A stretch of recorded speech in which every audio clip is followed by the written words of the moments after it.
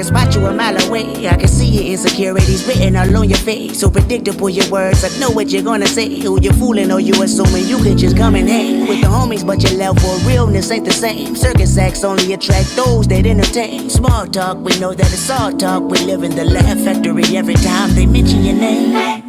Ask where the hoes at to impress me. Ask where the money bags to impress me. Say you got the burner stash to impress me. It's all in your head, homie.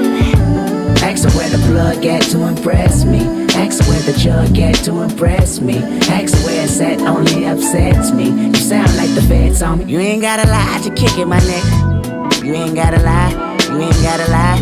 You ain't gotta lie to kick it, my nigga. You ain't gotta try so hard.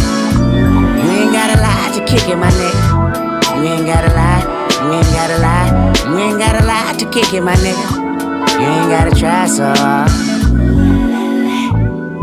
And the world don't respect you and the culture don't accept you, but you think it's all love. And the girls gon' neglect you once your parody is done. Reputation can't protect you if you never had one. Jealousy, complex, emotional, complex, self-pity, complex, under oath, complex. The loudest one in the room, nigga, that's a complex. Let me put it back in proper context. You ain't gotta lie to kick it, my nigga. You ain't gotta lie.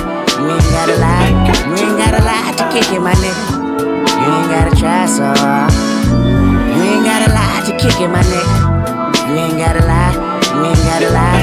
You ain't gotta lie to kick it, my nigga. You ain't gotta try so hard. Ask where the hoes at to impress me. Ask where the money bags to impress me. Say you got the burner stash to impress me. It's all in your head, homie. Ask where the plug at to impress me. Ask where the jug at to impress me. Ask where it's at only upsets me. You sound like the feds on me. What do you got to offer? Tell me before we off here. Put you deep in that coffin. Been allergic to talking. Been aversion to bullshit and sell a dream in the auction. Tell me just who your boss is. Niggas be fugazi. Bitches be fugazi. This is for fugazi. Niggas and bitches who make habitual line babies. Bless them little hearts. You can never persuade me. You can never relate me to him, to her, or that, or them, or you. The truth. You love to bend in the back, in the bed, on the floor. That's your hoe. On the couch, in the mouth. I'll be out. Really don't. See loud rich niggas got low money, and loud broke niggas got no money. The irony behind it is so funny, and I seen it all this past year. Pass on some advice we feel. You ain't gotta lie to kick it, my nigga. You ain't gotta lie. You ain't gotta lie. You ain't gotta lie to kick it, my nigga. You ain't gotta try so hard. You ain't gotta lie to kick it, my nigga. You ain't gotta lie. You ain't gotta lie. You ain't gotta lie to kick it, my nigga. You ain't gotta try so hard.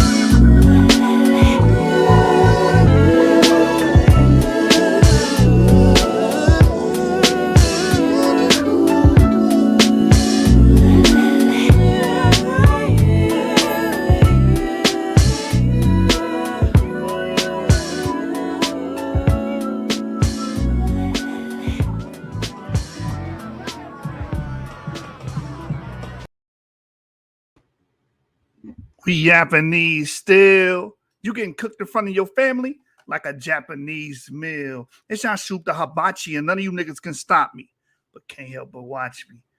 Welcome back to another episode of Ron Dalton Jr.'s Euros to Aliens. Oh, y'all thought we was talking about Hebrews to Negroes. Well, guess what? I thought we was talking about Hebrews to Negroes too. Until I bought all three of his damn books and his film, and I realized that he spends a lot of time in his books trying to convey the image you see on the screen. That the parents of white people, the parents of pygmies, the parents of who else? Giants are all alienoid peoples, are serpentine, alien, out of this world, extraterrestrials, children of Sirius A and Sirius B. I mean, the book is just a mind fuck. I tell you that. And as you guys see, we covered Hebrews to Negroes 3, which I would like to aptly call that, at least those chapters, Euros to Aliens 3. Now we're dealing with Hebrews to Negroes 2, Volume 2, Wake Up Black America, which should be aptly titled Euros to Aliens 2, Volume 2, Wake Up Sirius A. or B, this depends who you are. So just to recapitulate real quick, we learned in the last episode of Ron Dalton Ball Z is the fact that Sirius B, Sirius A aliens came to the planet, impregnated women. You know what I'm saying? You heard me right. They impregnated human women, okay? You just gonna have to get over it, right? That's a biblical concept according to him, man. That's a very biblical concept. They impregnated them. I'm gonna tell you, man, those men that those aliens, those serpentines that come from outer space, boy, they got a high libido because they were down here hitting everything. You know what I'm saying? They was hitting everything. They was smashing, man. They was going in. I could imagine what they was hearing inside them UFOs. Damn it, Avery, let me control it.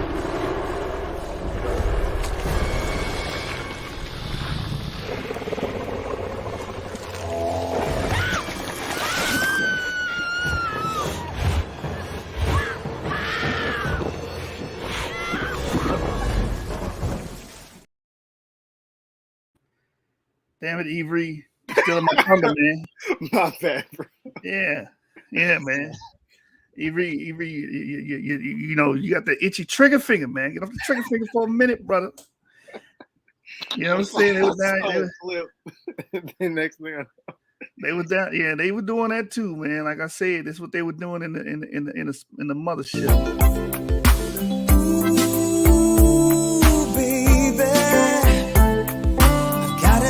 You home with me tonight. Ooh, baby, gotta get you home with me tonight. That matter of fact, that's what happened with Eve. I just unlocked that code. Thank you, Ronald Dalton Jr. I just unlocked that code, man.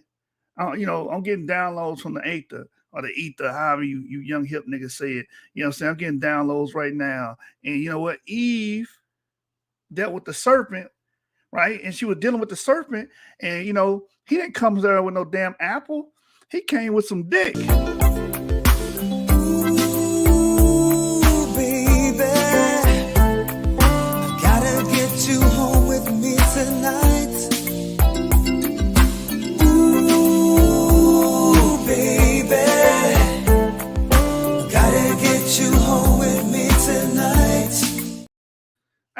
Hey, Adam, man, that's crazy. So Eve and the serpent is really talking about some serpentine alienoid outer space ET motherfucker that came down, and he didn't give her the fruit. He gave her the fruit of his loins. Oh my God, mind blown. He came up to her like, yeah, you know, I'm trying to do short.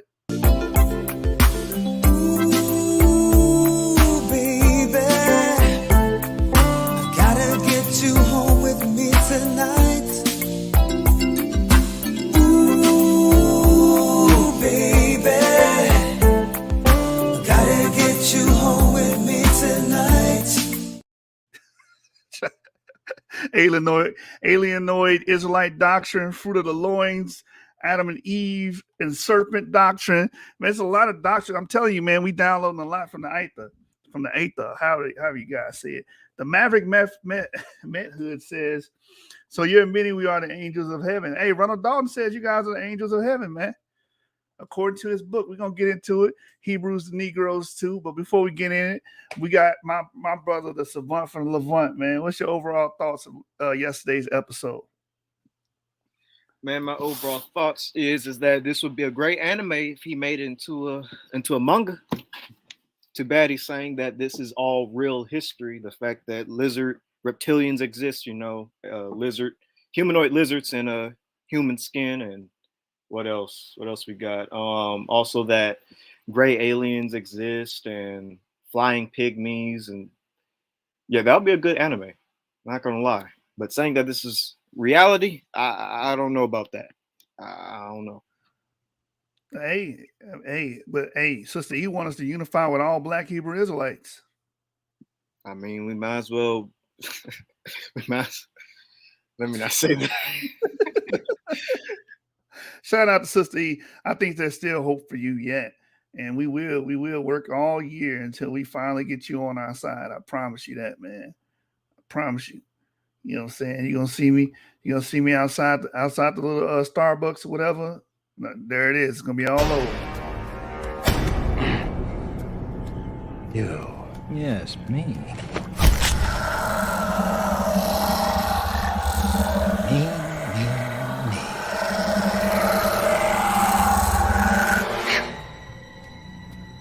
Me too. Hey, Ronald Dalton, man, you have really outdone yourself with these books, man. And like I said, it's a subterfuge. You think you're buying a book about Hebrews to Negroes, but it's really about Euros to aliens. It's really about alienoid creatures coming from the Sirius star system, coming down to Earth or in Earth. He said they live inside Earth too. That's another wacky part of his doctrine. Coming down here, having sex with women, creating pygmies, creating giants, and last but not least, certainly not least, the white race. Dun dun dun. So he just went all the way pseudo, all the way racist, all the way Black Hebrew Israelite Nazi in this book, man. He powered all the way up. That's why I said, man, we have to have a new upgrade to defeat him. His pseudo is on another level, man. I'm gonna have to admit that.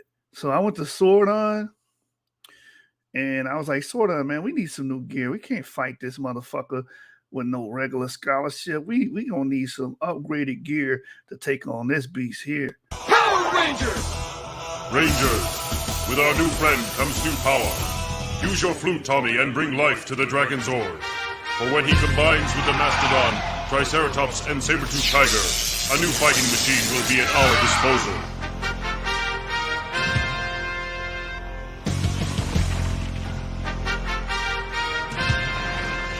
All right! Aw, man, it's awesome!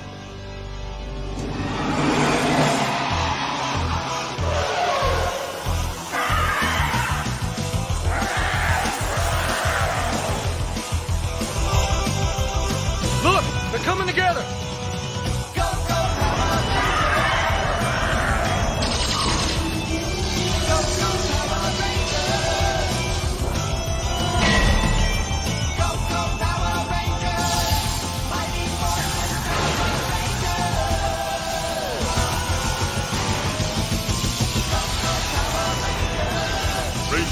I give you Dragon Zord in fighting mode. Check it out! Man, it's more phenomenal! The safety of the universe is once again in your hands, Power Rangers. Hey, Maverick, you don't run the show. Well, now it's going to get delayed 10 more minutes. We're not going to get into it. We're going to delay 10 more damn minutes. Y'all better stop playing with me, man. By the way, that might be, I'm not for sure, but that might be the folks that I'm beefing with on Facebook. So I don't know. Oh, well, tonight is not his night. You understand? This ain't your damn platform. You know, tonight is Ron Dalton's night. Okay? We about to touch on this alienoid Israelite doctrine. Haplogroup X-File. Shout out to the Moore, man. With the mantras. Shout out to Moore. And just as the intro song stated, you don't got a lie to kick it, my nigga. You don't got a lie. And Ronald Dalton's famous book, famous work, is replete with lies. So we're gonna deal with this. I'm not gonna be up as late, hopefully, because it's just one chapter I want to cover. It's chapter 7 of Hebrews to Negroes 2, volume 2. Wake up, Black America. Before we get into today's meat and potatoes, we have to do CYA. We need to cover our asses. So copyright 107 says that we're able to review this copyrighted material, right? Because we're going to be using it for the purposes of criticism, commentary, and hopefully we can teach someone and use this for scholarship and research purposes, because we're going to show you guys that this is all baloney. He doesn't cite any works. And he's full of sugar honey iced tea, right? So we are going to be critiquing, giving our commentary tonight on this particular work of Ronald Dalton Jr., And we are covered under Section 107 of the Copyright Act, fair use. And you will be seeing it on the banner on the bottom of the screen throughout the entirety of today's program. Shalom, Rail Ruga. Don't tell me you're going to get bit today, brother. We're going to read some juicy stuff. Don't tell me you're going to get convinced and turn into a Ronald Dalton light. Don't turn into a Ronald Dalton light, brother. I'm running out of anti-serum. I'm running out of anti-venom, brother. Y'all got bit last time. I had to hurry up and inject the anti-serum into the brother LeBron. So I hope you don't get infected, man. I'll do my best. It's just like it's airborne or something. So with that being stated, let's drop that and get right to today's guest. All righty then. Chapter 7. Where does the white race come from? Does anybody know? Since we got some new people in the room today, we do not take this book seriously, and we do not agree with the ideas that are replete in this book, man. You understand? There's a lot of idiocy and racism, racist overtones that he tries to spread and proliferate with this book. He's really a propagandist, man. You know, we crack jokes, but for the new people in the room, we do not have anything in common with what we're about to read or Ronald Dalton himself. So with that being stated, let's get into it. Chapter 7, where does the white race come from? Does anybody know? That's the $1 million question, according to Darvis. You know, Darvis is like, I don't know where white people come from. They just pop up in the 1700s. I'm like, yo, come on, bro. Shout out to New Hope. He says, shalom, shalom, man. We need to make his books into sci-fi thrillers. And we can. Definitely can. There's enough material in here to create and weave plots and cartoons and animes and mangas and all that good jazz. So the image up here it says to the left, the big mystery. Are these white Libyans or the Tamahu Typhonian people the Egyptians talked about? To the right, Nubian Kushite. So he's going to get very, very, very pseudo on this book. Let's get ready to pseudo. He's about to turn this pseudo all the way turned up. Is it gonna go over 9,000? He's gonna go over 9,000, brother. It can't, bro. It can't go over 9,000. He's going over 9,000, bro. I promise you, he's going over 9,000. Oh my god. He's gonna break your scouter, boy. I'm telling you.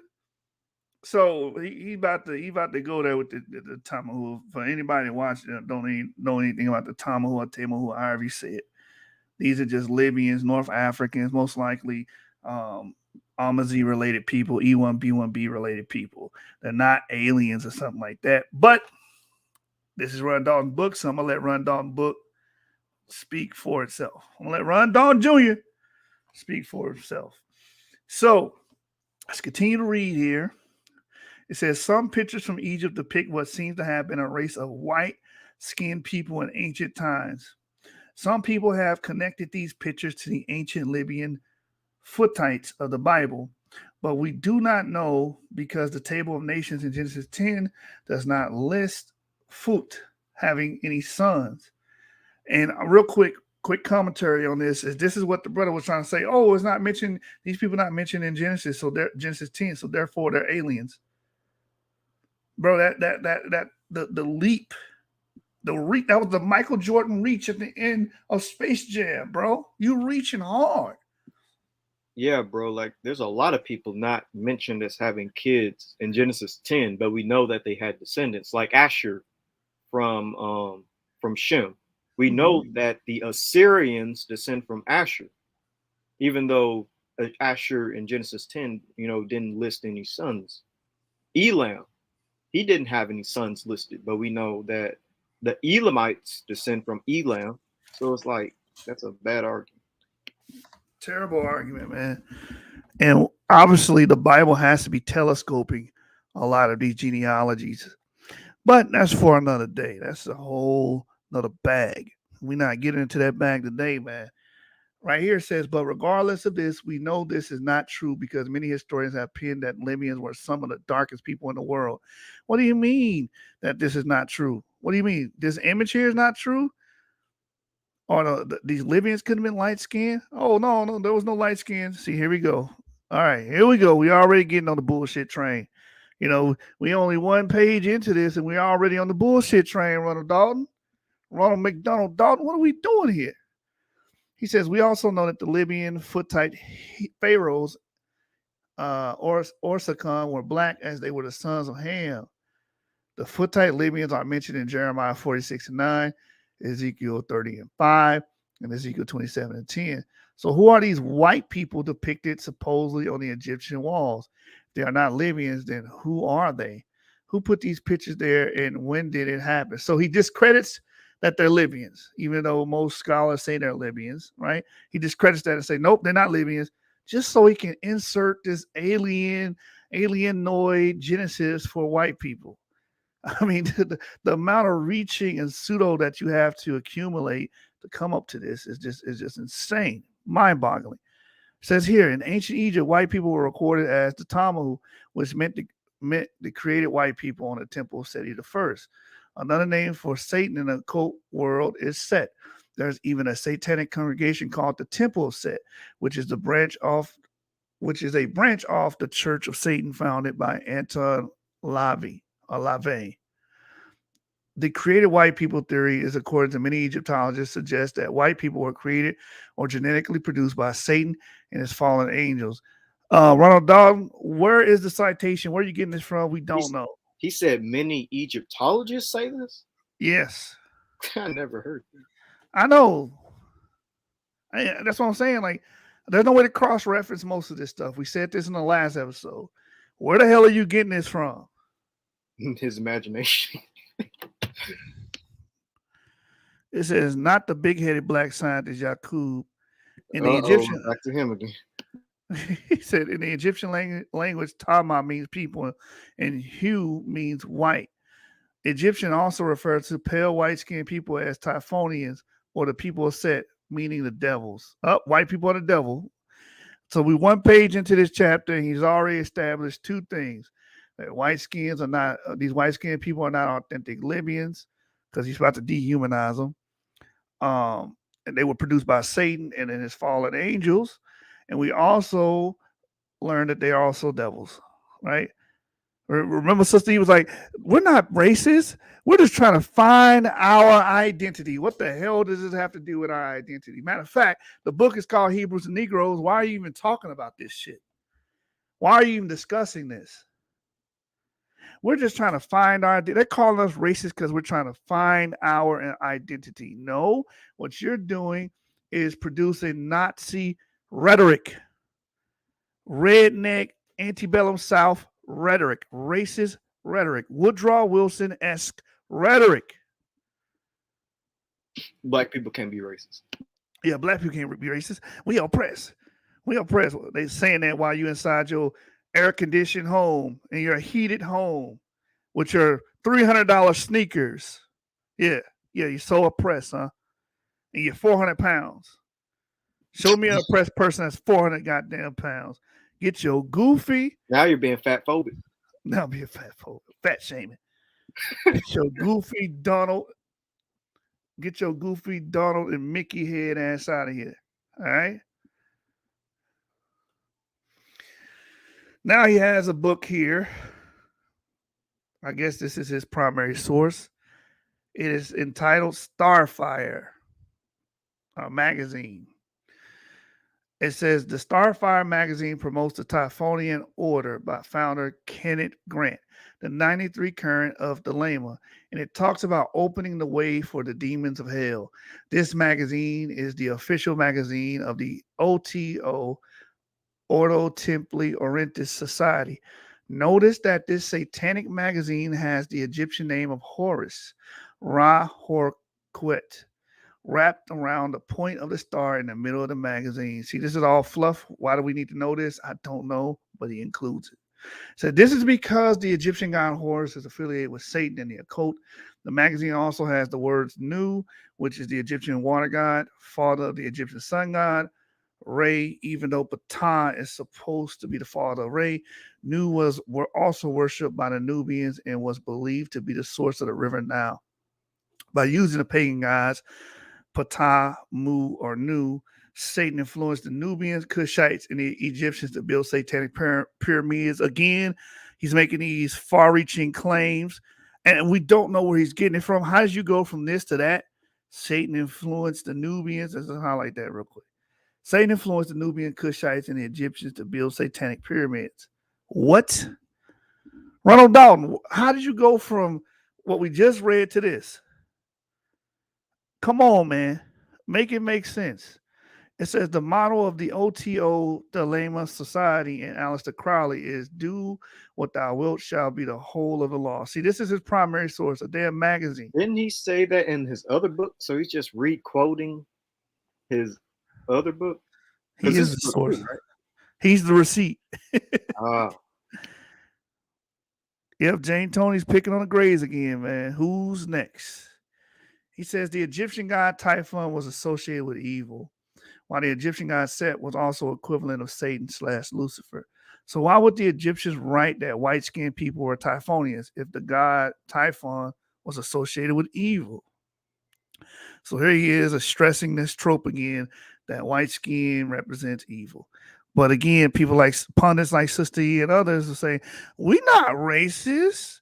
Black people not racist. BHI's not racist. We just trying to find our identity. They don't want us to find our identity. They want to stop the awakening, family. First of all, if the awakening is anything like what Ron Dalton describes in his third book, to hell with the awakening. You want serpentine creatures and alienoid creatures to resurface on the earth and kick your monkey ass? That's what you want? You don't need the Power Rangers for real then, nigga. The hell wrong with you? Family, look, he called us monkeys. What's wrong with y'all, man? Oh, man. Because this is what y'all believe in, remember? Y'all believe that these are the parents of white people. This is what y'all out here promoting. It's just like Moore said, why do all these groups, these quote-unquote moderates, they not moderate about this. This shit is extreme. This is some extreme shit.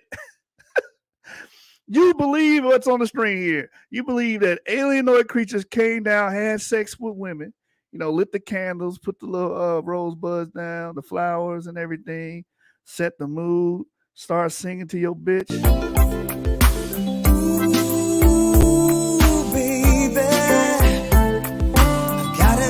You home with me tonight.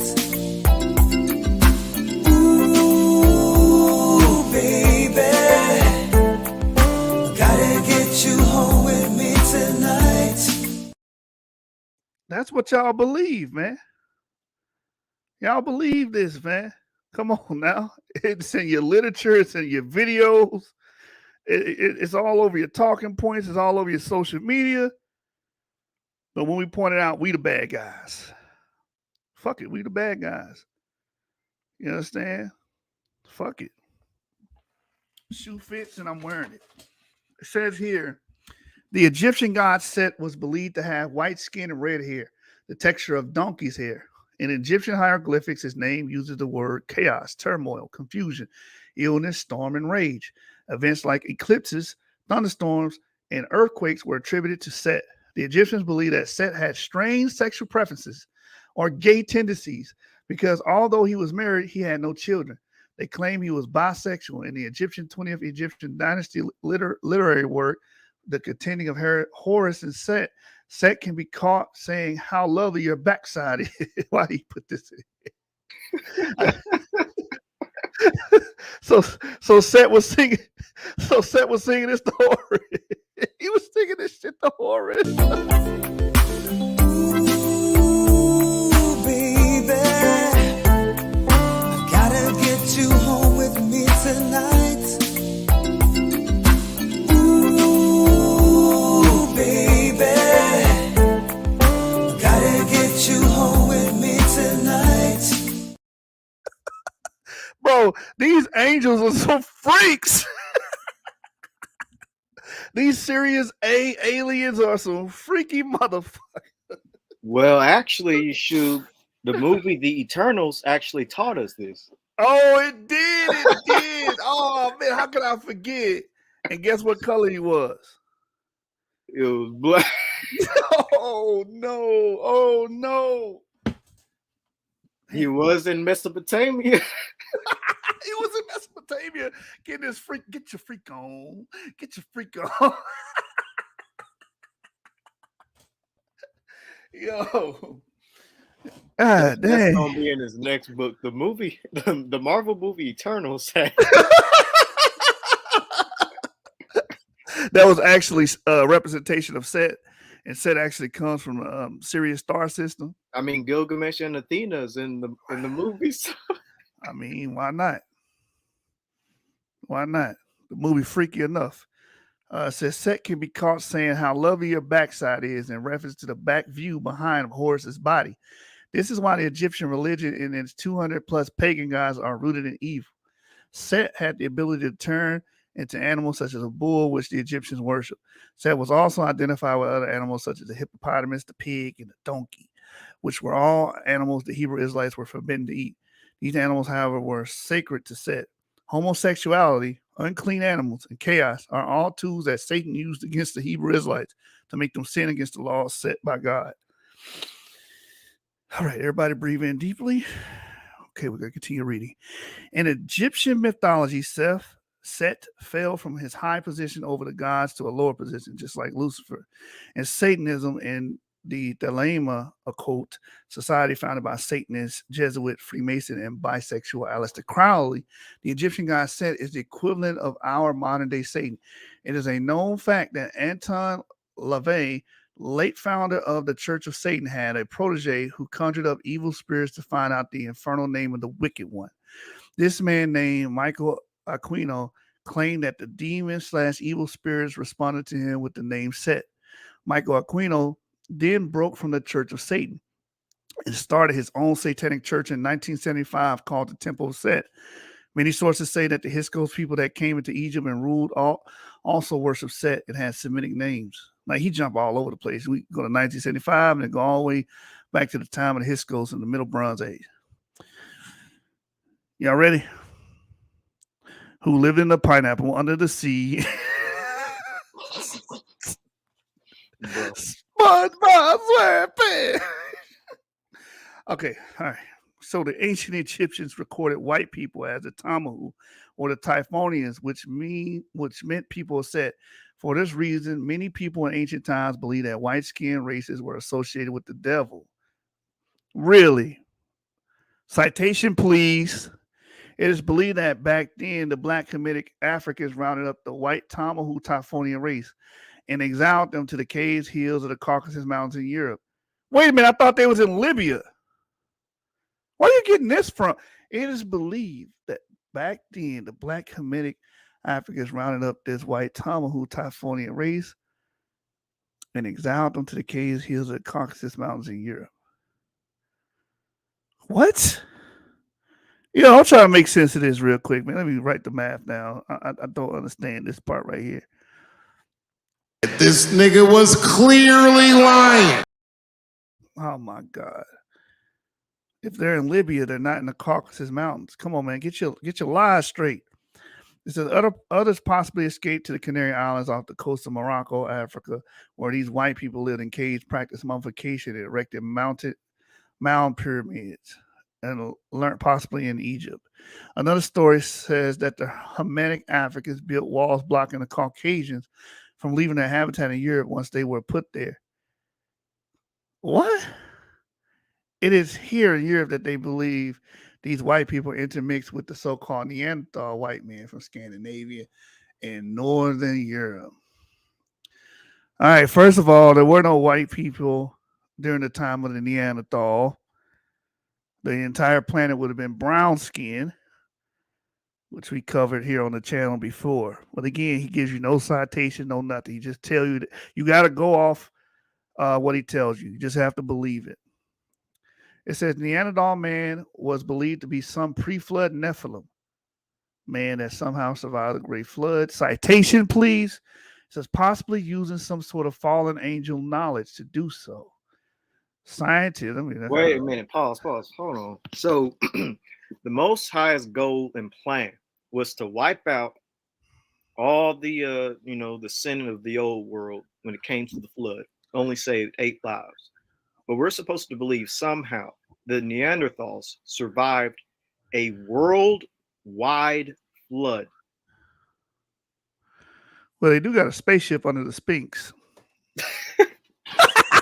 In the third book, he says they had a spaceship. The Sphinx is concealing a spaceship. So maybe they ran to the spaceship, flew out to Earth. They left Earth, went back to Sirius A, and then came back after the flood was finished. But I thought the Neanderthals were supposed to be like brute cavemen, and the spaceship was like for the demon spirits or something. Brute caveman with grass skirts, I guess, have spaceship technology. Bro, this ain't making sense. And also, he's basically claiming that the Most High failed in his eradication plan of destroying all the wicked men on the earth. Because if the Neanderthals survived the flood, that's what he has to say, that the Most High failed to wipe out all the wicked. They done left me in here with this retarded son of a bitch. He ain't got no name tag on or nothing. So he's actually going against the Bible, saying the God Most High failed. Yeah, when we do this show, don't play the X-Files intro. I think it's copywritten. Really? I think smack. I think the one you got they smack us with. Well, yeah, man, this guy, he's definitely out here freestyling. He's freestyling hard. There's no citations. Where the hell are you getting this shit from? Why are you even trying to conflate Neanderthals with Nephilims in the first place?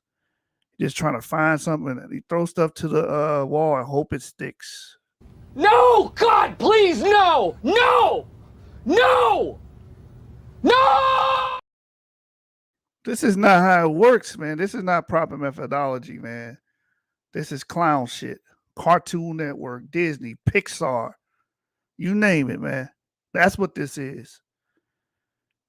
All right. So, says the Neanderthal man was believed to be some pre-flood Nephilim man that somehow survived a great flood, possibly using some sort of fallen angel knowledge to do so.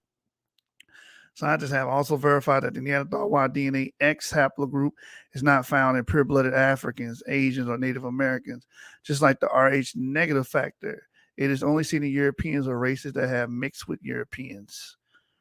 That's false. First of all, there's two things being false here because he conflates this X haplogroup with the mitochondrial DNA X haplogroup. Right here, he says Y DNA. He's going to go into it a little later.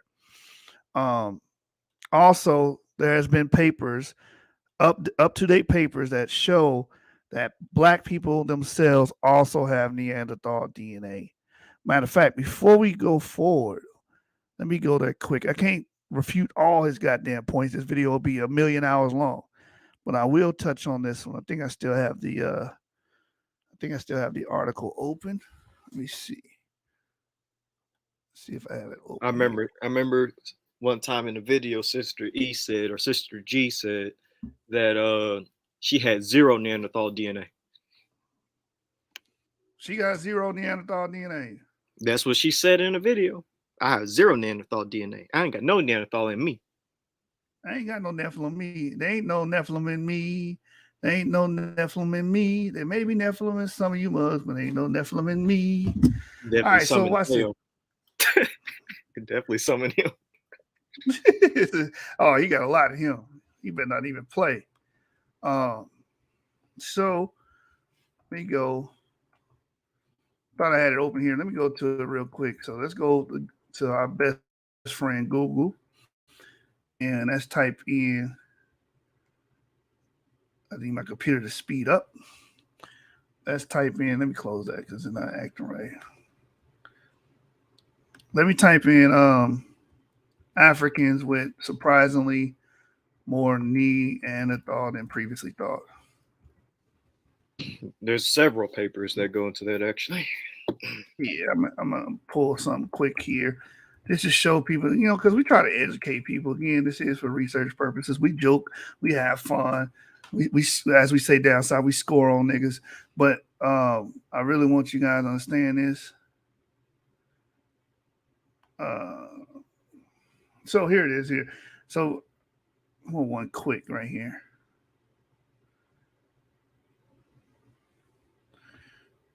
Let's see if National Geographic will be a great one for you guys to see here. All right, so I will put this in the chat so you guys can have it.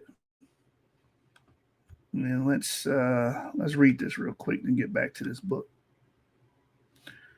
They were like, no, keep reading. We want to hear about this because some people actually believe this shit. So they actually enjoying this video for the wrong reason. They like, no, he's telling the truth, Ock. He telling the truth, Ock. So it says, with the discovery of Neanderthal ancestry across populations, researchers have now found traces of ancient interbreeding in all population studies so far. While the new study underscores the complexity of the past, it also highlights our shared history. So all populations have some Neanderthal introgression. Says you may have more Neanderthal DNA than you think. A new model appends old assumptions, revealing more Neanderthal ancestry for both modern Africans and Europeans than once thought.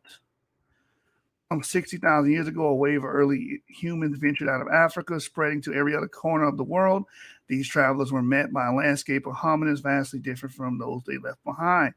Neanderthals roamed the lands across Europe and the Middle East. Their sister groups, the Denisovians, spread through Asia. And whenever these groups met, it seemed they made it. Genetic fingerprints of this mixing remain apparent in many populations today. Roughly 2% of the genomes of Europeans and Asians are Neanderthal. Asians also carry additional Denisovian DNA, up to 6% in Melanesians. But African populations seem to have largely been left out of this genetic shakeup. Now, a study published this week in Cell presents a striking find.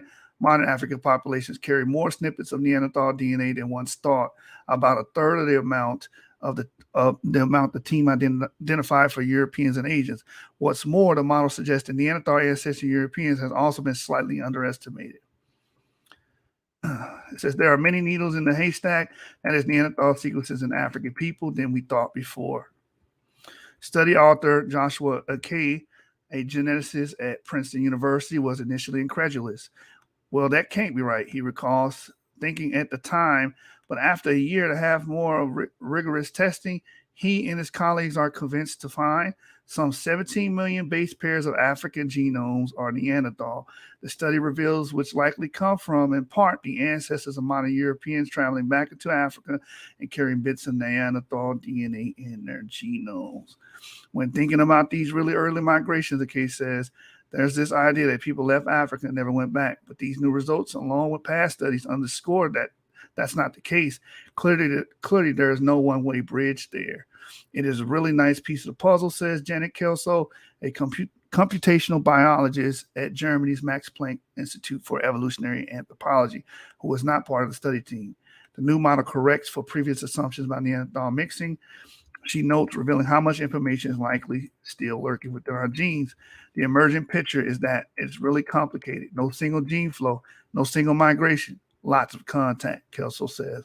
While exciting, she adds, it also presents an analytical challenge. Yet acknowledge the wilding roots of humanity, and developing methods that can map out these twists and turns is the only way forward. So I'm not going to read this entire thing, of course, because I got to read a whole chapter here, but this is the source from National Geographic. All right. So I'll just copy and paste the title and put that in the chat. You guys can study it on your own. Now back to the pseudo.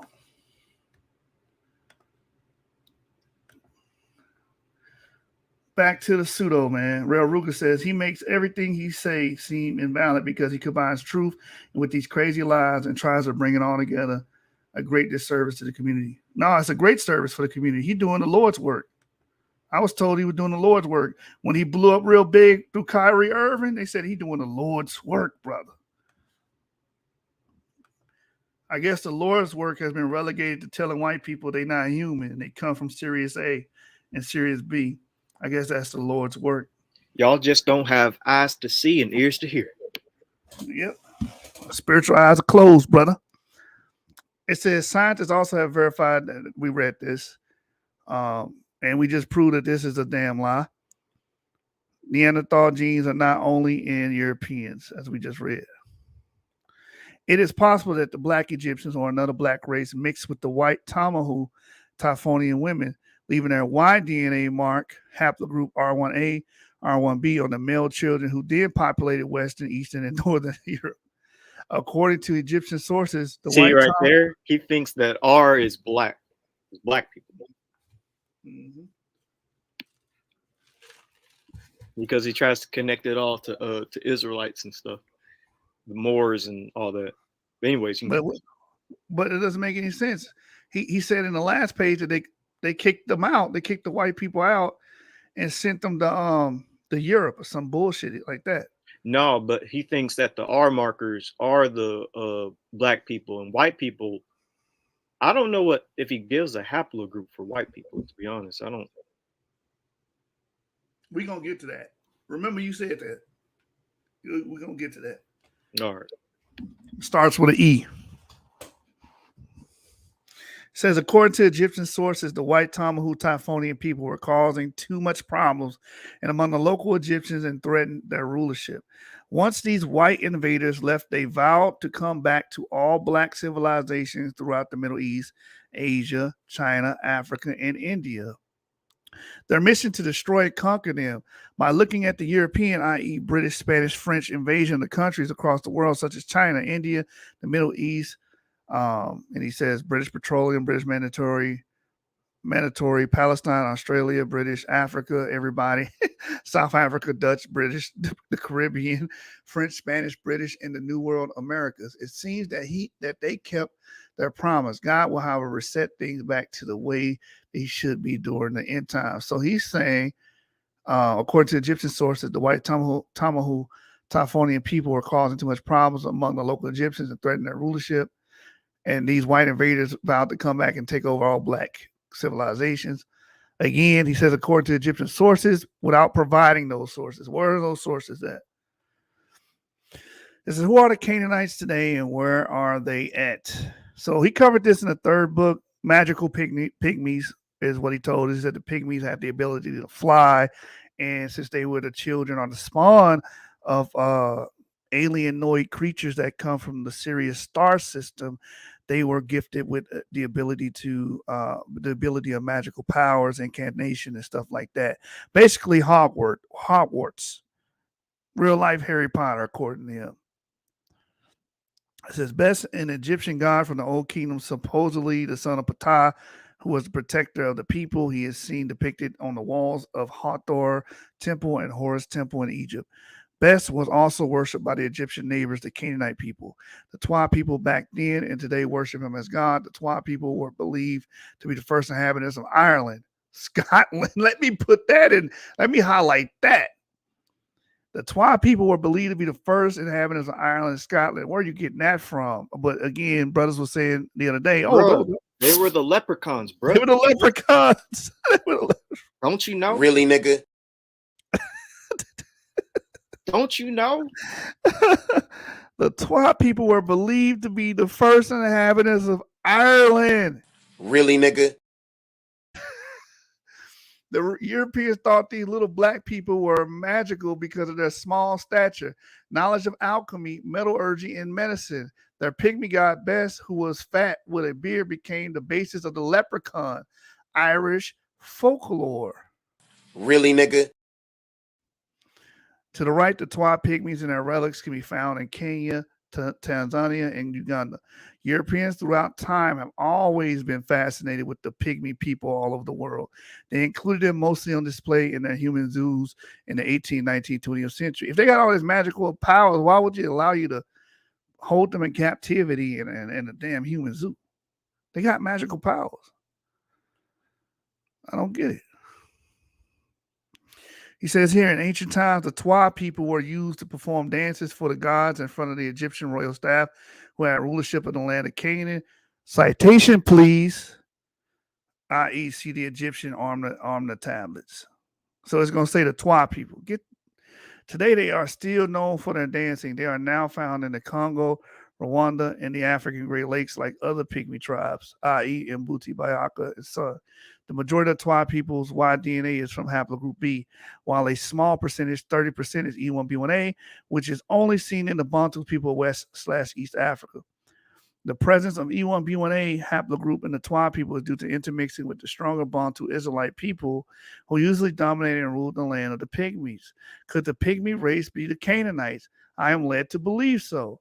The Canaanite people, including their Phoenician language, is about as old as Paleo-Hebrew.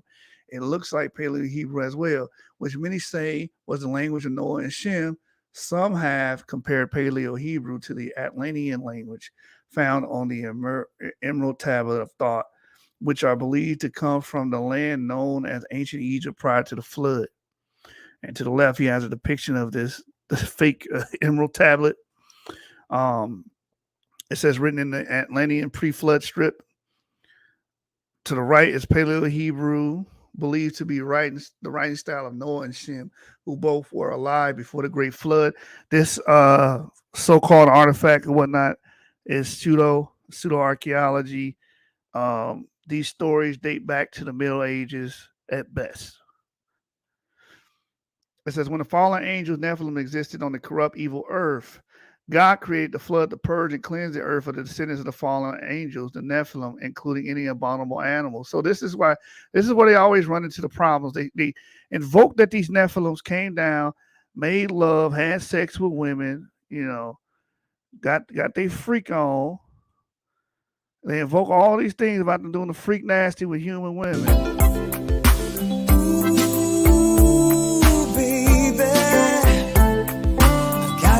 You home with me tonight. Ooh, baby, gotta get you home with me tonight. They invoke this, but then they say they were all destroyed. So if they were all destroyed, how the hell are the Pygmies the descendants of these fallen angels? If they were all destroyed and all the descendants were destroyed.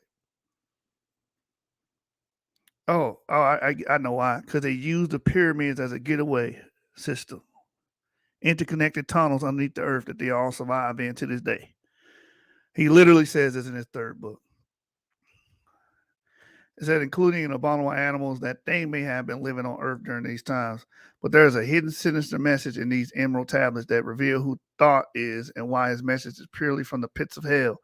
The Twa Pygmies' Y DNA is almost as old as the Nubian Kushite Y DNA, found in the Oromo Ethiopians, the Sun tribe in Nambia, the Nama people in Nambia, and the Sudanese people, i.e. Dinka, Shuluk. The Pygmy Twa people still today live amongst the Bantus people, but they are used for menial work, servant work. Hundreds of years ago, Bantu's men would often take for them wives from Pygmy villages. There is some belief that they are biblical Canaanites because wherever they go, they are unable to defeat the other blacks living in Africa. So this is why he believes they're biblical Canaanites. There you go. There you have it. No genetics, no anthropology, this shit. He says there is some belief that they are biblical Canaanites because wherever they go, they are unable to defeat the other blacks living in Africa. Nilotes, Nubians, Kushites, Egyptians, Libyans, and Bantu Hebrew Israelites. For this reason, many believe the Pygmy tribes left on boats out of Africa to Europe, India. Who are the many? Ron, who are the many? Me, myself, and I. Yeah, man. Me, myself, and Irene head ass. Who are the many? You got to start citing your sources, buddy.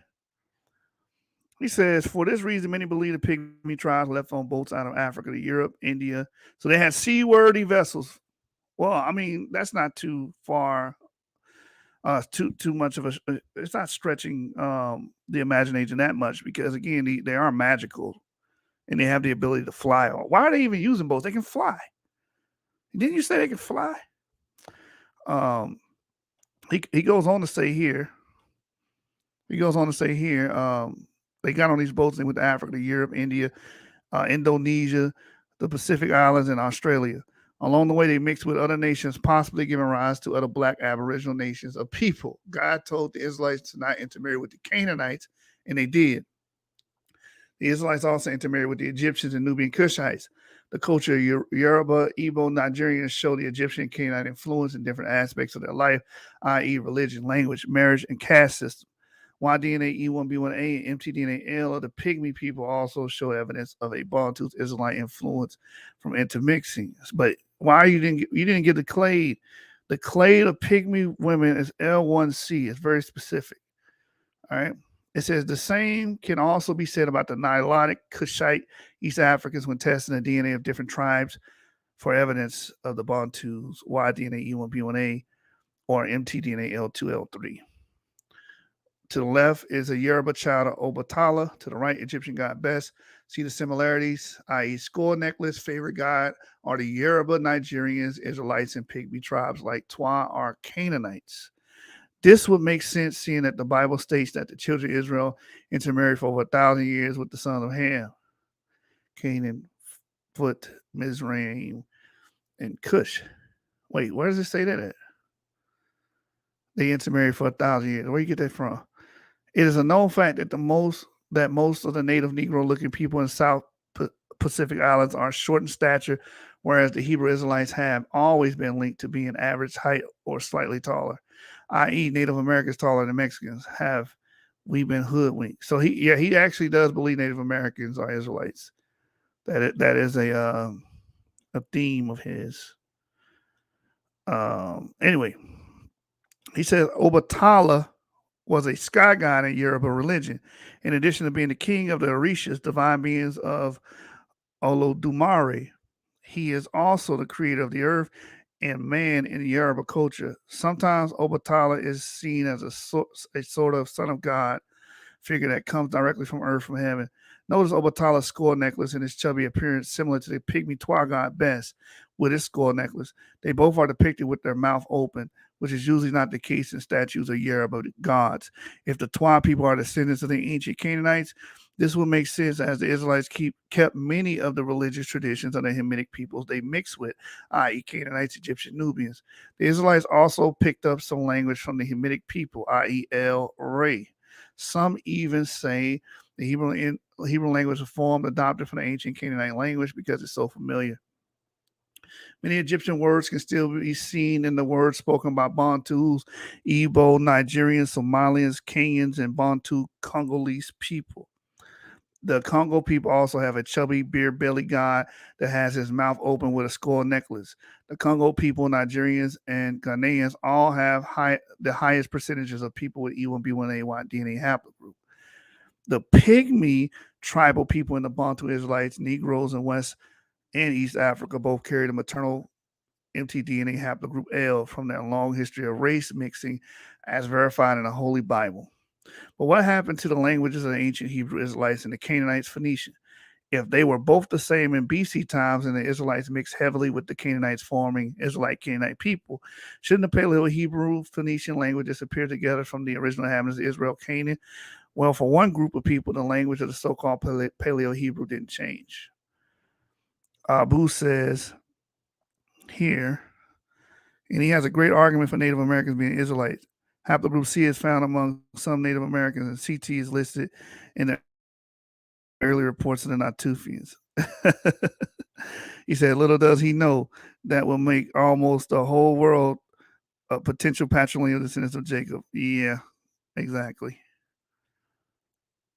Anyway, eliminate Bantus from being Jacob.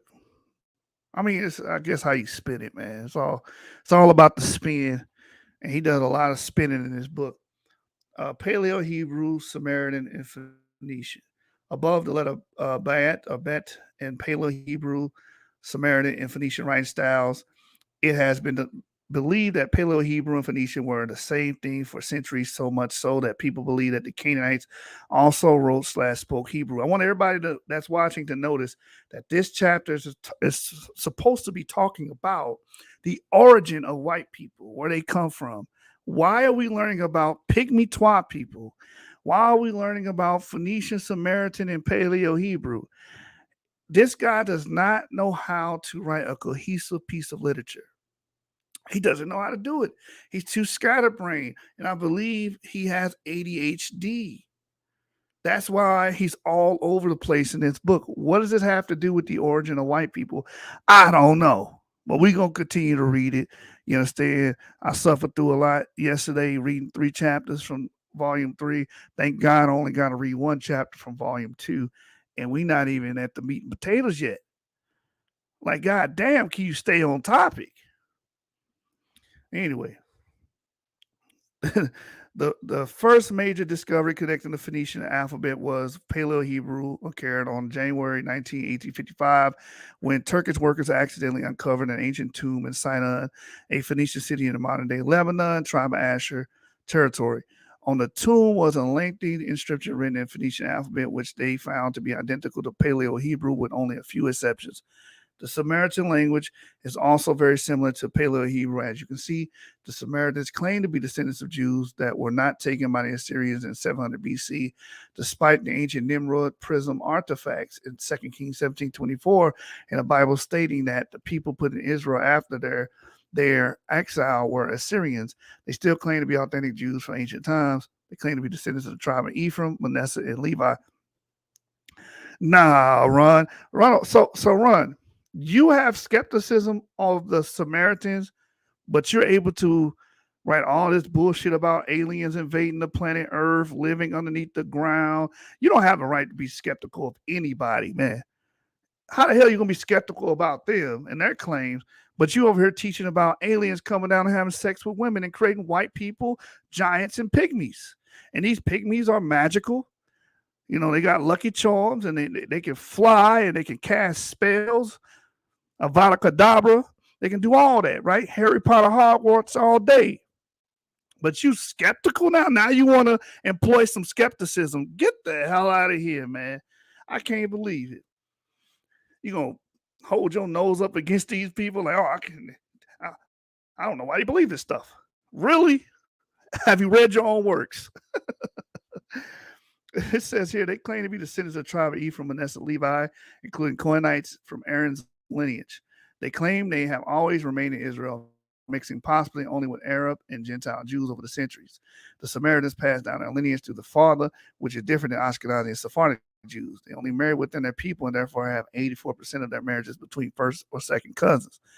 They are grouped into 4 lineages: Manasseh, Ephraim, Tazadaka, Joshua Marhiv, Danfi, and the Canaanite Samaritans. So what does DNA proof have to say about this? Well, interestingly, the Canaanite Samaritans had no Semitic Y-DNA J1 markers found in their DNA. In fact, they had the Y-DNA E1B1B M78, which is a mixture of the DNA of the Turks, Kurds, Romans, Greeks with the men of Edom. There you go. There's your answer, Avery. You know where he's going with this. Yup. The Edomites. Okay. Mm-hmm. He's gonna really chop it straight here. Yep. They're the Romans, Kurds, Turks, and Greeks. According to him. He says the Danfi, as well as the Tazadakia Samaritans, fell into Y-DNA J2 haplogroup, which is seen in Turks, Kurds, Armenians, North African, white Arabs, and Greeks. He had to make sure he put white in there, right? It's only the Joshua Marhiv Ephraim Samaritans fell into J1 Y-DNA haplogroup, which, according to scientists, come from an ancestral Semitic male forefather. The maternal mtDNA of these Samaritans, estimated to be about 700 in Holland and Nablus, Israel, came out to be European as U, G, and T. Scientists concluded that overall, the Jews were more closely related to groups in the north of the Fertile Crescent, Kurds, Turks, Armenians, than to Palestinians, Arabs, Yemeni Jews, and Bedouins. Oh, he actually gave us a source here. I'm proud of him. He said genetics and history of the Samaritans, Y chromosome, microsatellites, and genetic affinity between Samaritans and Kohanim. December 2013, Human Biology. I'm proud of him. This is the first source we've been. Now you got to apologize to him. He does use DNA in his book. He actually sourced it, man. It took about an hour. Anyway, It says, what does all this mean? In theory, if both the Canaanites and the Israelites experience an out of Israel / Canaan event from foreign invasion or exile, then these people groups would eventually see a change in their writing style / language once they started mixing with the nations. So as the Bantus Israelites lose their identity by mixing with pygmy tribes, Canaanites, the pygmy tribes, will also lose their former language by adopting the language style of their surrounding Bantus or Nilotic neighbors. That being said, if the Samaritans today are descendants of the ancient Assyrians, this will possibly explain how some of them were able to retain the Semitic J1. While DNA haplogroup passed on from the father, but over time experienced changes in their skin color, hair texture from possible intermarriage. So right here's another line in his book that shows that he understands how Y DNA haplogroups work, but he constantly contradicts this. And we're going to see another example of this. He also calls J1 Semitic. Yeah, so if J1 Semitic, the haplogroup E isn't. They both can't be. And when we say Semitic, we're not talking about language speakers. We're talking about sons of Shem, like, because we believe in Shem being an actual person to have actual children and descendants. He does as well. So he's denoting that. So how the hell is J1 Semitic and E being Semitic? J1 would have to be Semitic by itself. E cannot join that club. All right. Anyway, it says he believes they changed skin color and hair texture from possible intermarriage with white races. Pure Samaritan law. If a Samaritan man has children with a non-Samaritan woman, the children are still considered Samaritan. However, the children of Samaritan woman who marry outside of their race are expelled from being called Samaritan. So the possibility of skin color change from brown to white and hair texture change from kinky to straight can easily happen with Samaritan male marriage to women from white races. And I believe he's going this route because he knows that the Limba have J1. So he's probably saying, oh, they all start off looking like the Limba in the Bronze Age, which isn't true. And because of the black Sudanese, he always emphasized that. The black Sudanese. Those black Sudanese descend from white ancestors. Impossible. That came from the Caucasus, the Transcaucasian area, and then into the Levant, and then making their way down south into the Arabian Peninsula and also into North and East Africa. So he has a depiction here of Ramesses II and I believe Canaanite capitals here. Let's see what he says. Egyptian Pharaoh Ramesses II subduing 3 men by the hair. According to ancient history, these are Canaanites. I think they're Hittites, actually. Because I remember back in the day, this came out and it was corrected that these 3 individuals are supposed to be Hittites. But anyway, tomato.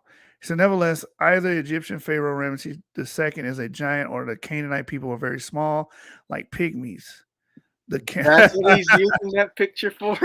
Yes. That's a giant Egyptian? Oh, that's primary source right there. This picture is primary source that the Canaanites were indeed pygmies because the Egyptians, I guess he's saying that Egyptians is either giant or these captives are actually small, like pygmies. Bruh. It says to the right, the Canaanite people typically wore a headband with their dreadlocks pushed to the back. The Lebanese people today are not descendants of the black Canaanites from the sons of Ham. If they were, they would exhibit African Y DNA haplogroups, MT DNA haplogroups. All righty then. Fact 1, the Pygmy Batwa people also have a creation story in which God creates man, a garden of paradise, and a sacred tree. The Pygmy man God creates is deceived by a pygmy woman to eat a certain fruit that God put a ban on. Because of this, God punished the pygmy people. They also have an ancient story that fits the story of a Messiah that comes to save mankind. Perhaps the Canaanites from intermarrying with the Bantu African Israelites for over 1,000 years learned the ways of their God, the Old Testament messianic prophecies, and taught this to their children, no matter if they were married to Israelites or not. Fact 2, I talked once to a man and a woman from Cameroon. So now he's using anecdotal evidence here as a fact, and he calls it a fact. Ronald, Anecdotal evidence is not a fact. Anyway, they revealed that in their country, the pygmy people were viewed as a people that were at the bottom of society. At one point in history, they were numerous, but now they are the majority wherever they go, thanks to the Bantu expansion and European colonization. Over centuries, the pygmy peoples have been subject to a sort of servitude status in whatever country they happen to dwell in. The Bantu people in these countries typically rule over the pygmy people. The Cameroonians stated that the efforts are made by the government to integrate them into society, such as offering them school and other resources available to the majority Bantus in the land. However, most of the pygmy people decline the offer, choosing to live in the forest, village, the way they have been doing for decades, centuries. The stronger Nubian Empire, Egyptian Empire, Libyan Empire, Hebrew Israelite Kingdom in Africa have essentially shrunk the population of the pygmy tribes to the small population that we see today in the world. So he mixing truth and lies together here. So this is from centuries of Canaanite people always being besieged by other black nations, with the Canaanite women and children usually taken as spoils of war to be used as servants or maidservants / sex slaves. Even in ancient times, the Canaanites were under rulership by the Egyptian pharaohs, the Hebrew Israelites, the Edomites, the Greeks, the Romans, and the Arabs. The African man and woman from Cameroon admitted that even today, the pygmy people are often used by the Bantu Africans to do servitude type of work that no one else would do. This normally happened to the pygmies that ventured to live in the villages instead of the forests. Now, I want to ask, so I'm going to take a brief intermission. What does this have to do with the origin of white people? That's what I want y'all to think about. What does this have to do with Hebrews to Negroes? What does it have to do with Hebrews and Negroes? What does it have to do with the origin of white people? The chapter said, the origin of white people. I want my goddamn money back. Ronald Dalton, they won't fuck with you niggas, man. I don't, man. I don't fuck with y'all at all. Man, fuck them niggas. For my niggas, boy. Fuck them other niggas. Cause I'm down for my niggas, boy. Fuck them other niggas. Cause I ride for my niggas, boy. I die for my niggas, boy. Fuck them other niggas, nigga. Fuck them other niggas. Cause I'm down for my niggas, boy. Fuck them other niggas. Cause I'm down for my niggas, boy. Fuck them other niggas. Cause I ride for my niggas, boy. I die for my niggas, boy. Fuck them other niggas. All right. All righty then. It says here, reading all this nonsensical garbage ain't got nothing to do with the chapter, but okay. Anyway, where were we? It says types of servitude-like tasks include, but are not limited to, using pygmy women to carry large baskets or using pygmy men to hunt small animals in the forest, which they were able to do with ease because of their ability to navigate through bushes because of their small size. It also includes fishing and manual labor, in which the pygmies are paid cigarettes, clothes, a little bit of money, or nothing at all. It is a known fact that many pygmies are born into servitude to the Bantu peoples of the Congo. Many Bantu people oversee numerous pygmies, giving pygmy families a hut to live in, food. In return, the pygmies work as slave servants for the Bantu masters. Many Bantu masters will say that their pygmies are like family, but many pygmy people say otherwise. They say that they are tired of being slaves to the Bantu peoples. There are women complaining about being raped by Bantu men, which often results in half Bantu, half pygmy babies that carry on their father's Y DNA, E1B1A haplogroup. This mirrors how the Israelites treated the Canaanites throughout the Bible and in the infamous slaughter of Shechem story in Genesis 34. Could all this information be a clue that the real curse of Canaan was upon another people, perhaps the pygmy tribes of Africa, and that maybe we need to rethink what is being taught in churches? Yeah, this is your boy, Ronald McDonald Dalton. That's what we're reading. Scattered brain. All over the place, inconsistent, incohesive. Again, I'm still waiting on the origin of white people. That's what I thought I was reading. It says Genesis 9:26-27. He said, "Cursed be Canaan, a servant of servants shall he be unto his brethren." He said, "Blessed be the Lord God of Shem, and Canaan shall be a servant." Hebrews and the Canaanites are one. Are we under a dual curse from the curses of Israel and the curses of Canaan? So this is a subtopic in the chapter titled "The Origin of White People." Why is this a subtopic anyway? We here now. It is a known fact that the Israelites kept intermarrying with the Canaanites throughout the Bible. Judah's first wife was a Canaanite. King David's wife, Bathsheba, was, according to many, a Canaanite woman who birthed King Solomon. King David's son Absalom was the son of a Canaanite woman named Micah. From the book of Judges until the book of Ezra, we see a long duration of race mixing that occurred between the Israelites and Canaanites. So how does this apply to the people in Africa today? The Bantu people in Africa are E1B1A, Y DNA haplogroup carriers, and are thus descendants of the Hebrew Israelites of the Bible. But you said earlier J1 was Semitic, so I don't get it. Anyway, as said before, one of the oldest black nations in Africa is the pygmy tribe people. The pygmy people in Africa are mainly hunter-gatherers. They mainly live in Bantu's sub-Saharan Africa. They are usually classified into two groups, Eastern and Western pygmies, whether there are a group of pygmies in East Africa or West Africa. They are usually surrounded by the Bantu's people who are usually farmers or pastoralists, shepherds of livestock.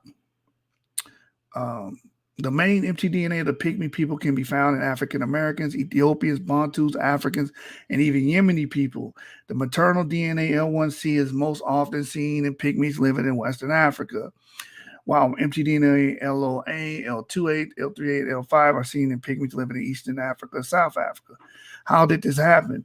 It happened every time the Bantus men or any African nation conquered the villages of the pygmies, killing the men and taking the women. These conquered pygmy women would birth children to the Bantu men or other Hamitic Africans, thus mixing and passing along different haplogroups over the span of thousands of years. See, he understands the mechanisms. He understands how DNA transmission works. He understands that a man can have sex with a woman and that male child will carry that man's seed or carry that man's haplogroup. But then he doesn't understand that E1B1A and J1 are not related to each other. They're different haplogroups. He doesn't understand that. This just blows my damn mind. It says the Israelites mixed with Canaanites in BC times, and today we see in Africa the mixture of Bantus and pygmy people over the last 2,000 years and 80 times.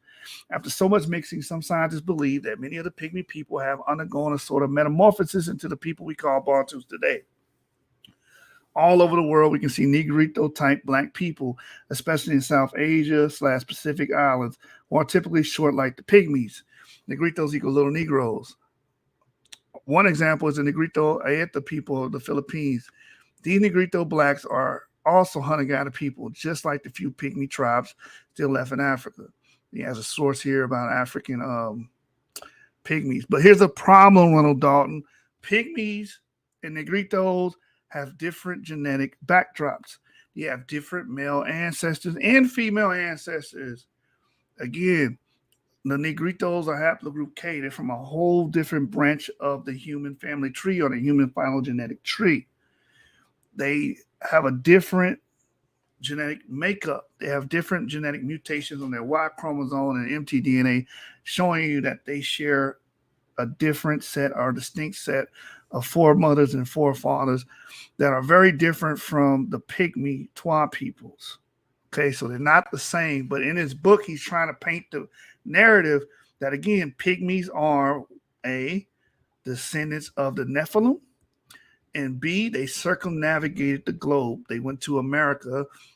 They went to Finland. Finland was named after pygmies, according to him. Scotland, Europe, China, so on and so forth, as we read in his third volume of him spewing that pseudo bullshit.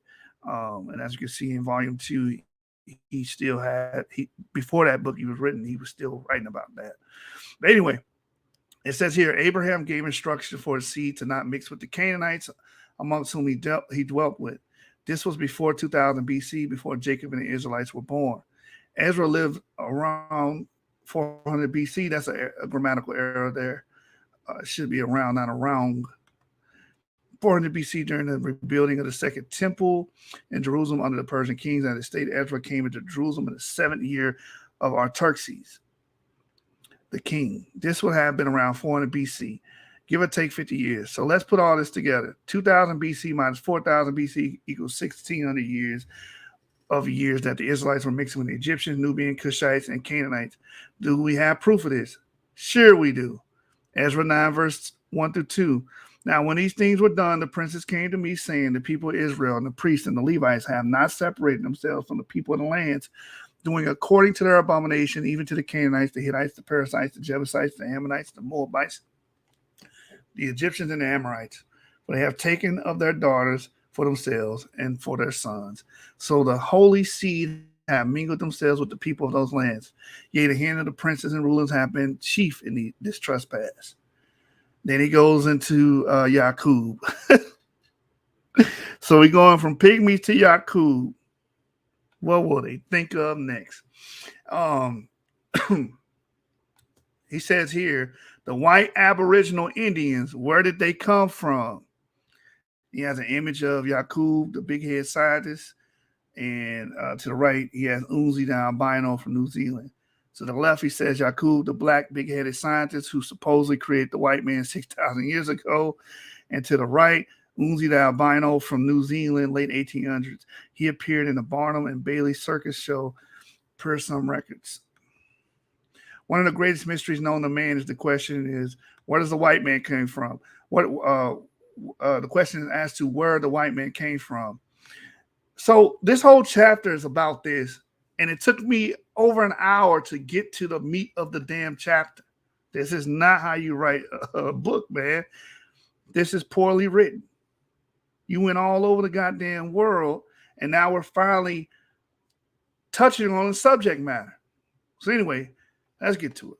One of the greatest mysteries known to man is the question as to where the white man came from. People theorize that mankind could not have started with a white Adam and a white Eve because the majority of people on the earth are melanated people. We know that white skin typically turns pink or red when exposed to the sun instead of brown. So it's hard to convince most people that the original people on the earth created by God were white. So that leaves us with the question: if in the beginning God created black men and women, where did white people come from? There are a lot of theories out there, including the albino Indian theory, the Yashub theory, the Neanderthal theory, the Market Cain theory, and the fallen angel theory. And I'm going to tell you something. All these theories are racist. Because almost all these theories strip people of their humanity based off their skin color. Anyway, it says Ashkenazi Jews that admit the original Jews were black state that the black Jews that migrated to Europe turned white because of the lack of sunlight in the north. Yet the thousands of Jews in Florida have not turned back black because of the increase in sunlight. So this Jewish theory is false. So where did the white man come from? Here's one theory below. So again, I find it very funny that he's able to be skeptical towards other people's claims while holding to a claim that aliens came down, had sex with women, and created pygmies, giants, and white people. This is the second time in this chapter he's been skeptical about a claim. The other claim was the Samaritan people never leaving Israel. Oh, who would believe that? Now he doesn't believe this, even though it's not true. The climatic theory has been proven false. But he doesn't have the right to be skeptical teaching all this bullshit. He does not have the right to be skeptical. Let's keep going. Above, the Guanche Aboriginal Indians of the Canary Islands were nicknamed the White Indians of Navaria. The above pie chart breaks down the maternal mtDNA, which is mostly seen today in Europeans and Arabs. The source of maternal Aborigine colonization of La Palma, Canary Islands, ancient mtDNA. Look what he's got here. He wrote on each of these. This looks horrible. You could have did a way better job with this in PowerPoint. He literally wrote down each haplogroup on each slice of pie when he could have used a text editor or something. This looks bad, but anyway, there it is. What can we do? It says above, the Aboriginal white-skinned, red-haired Guanche Indians of the Canary Islands exhibit maternal DNA haplogroups that match up with those of European women if you compare both their mtDNA and a European mtDNA haplogroup chart. For the most part, mtDNA haplogroups U, H, HV, K, T, R, and X are seen exclusively in Europeans and Arabs. But these European mtDNA haplogroups are also seen in the Aboriginal white Indians of the Canary Islands. How could this be? Could these ancient Aboriginal white-skinned, red-haired Indians living in caves be the progenitors of the white race in Europe from early mixing? Could they have many years ago mixed with the black children of Japheth, producing a white race? Is part of that DNA fallen angel? Like he just going all in. Guns are blazing. Like the brother said yesterday, he emptied the pseudo clip. Is part of their DNA fallen angel giant Neanderthal DNA, which has gotten mixed into the bloodline of most white races. Is Esau's seed also in here? So he's bringing all the chips in, all the pseudo chips in. Well, according to the YDNA, the Guanchi man, which you might want to pay attention to this one, Avery. According to the YDNA, the Guanchi man, which some say is tainted by the Arabs and Spaniards, their DNA shows E1B1B, J1, and R1B1B, which are prime haplogroups of the people of Edom, travel with and mix with in North Africa, Middle East, as well as the other side of the Mediterranean, in the Kingdom of Rome / Italy, Book of Jasher. I've never seen Guanchis with J1 and R1B. From my understanding, they were Amazigh, and they were all E1B1B. I think it's weird here because he says Edom is E1B1B, J1, and R1B1B. Yeah, but he does have that multiple haplogroup idea, because remember he says that the Israelites are also E1B1A and they're haplogroup K with Papua New Guinea, and so he kind of has a weird, and Native Americans with Q and all that, which makes no sense because he understands how he demonstrates that he has an understanding on how DNA transmission works. Like here, does mixing and passing along different haplogroups over the span of 1,000 years. He understands that why DNA comes from father to son. So it's like he's either purposely doing this or he just, I don't know. I don't know how to explain. He's just retarded. This dude is just all out retarded. I don't know how else to explain this. This guy is saying that E1B1B, J1, R1B1B are the people of Edom. Now, is he saying they are all the sons of Esau, or are they just an amalgamation of different groups? He doesn't really explicitly state here. But I think he means the sons of Esau, which makes no damn sense. Esau will have one haplogroup, not three. It says the book of Jasher states Edom lived up in Chittim, which some associate with Cyprus today, but others associate Chittim with Rome, Italy, and even Greece. The book of Jasher states that Edom would live on the island of Cyprus, which before Islam was around was considered a part of the Roman Byzantine Empire. Above is the shaded dark gray areas signifying the Byzantine Empire back in 475 AD. At its peak, the Roman Byzantine Empire made up of the modern countries of Algeria, Tunisia, Libya, Turkey, Crete, Spain, Italy, Egypt, Syria, Jordan, Israel, Lebanon, Iraq, Romania, Bulgaria, Serbia, Bosnia, Croatia, Macedonia, Greece, and almost all of the Balkan countries. This is where the Ashkenazi Sephardic Jews come from. This is also where Edom's playground was at. So you see he's trying to make that connection.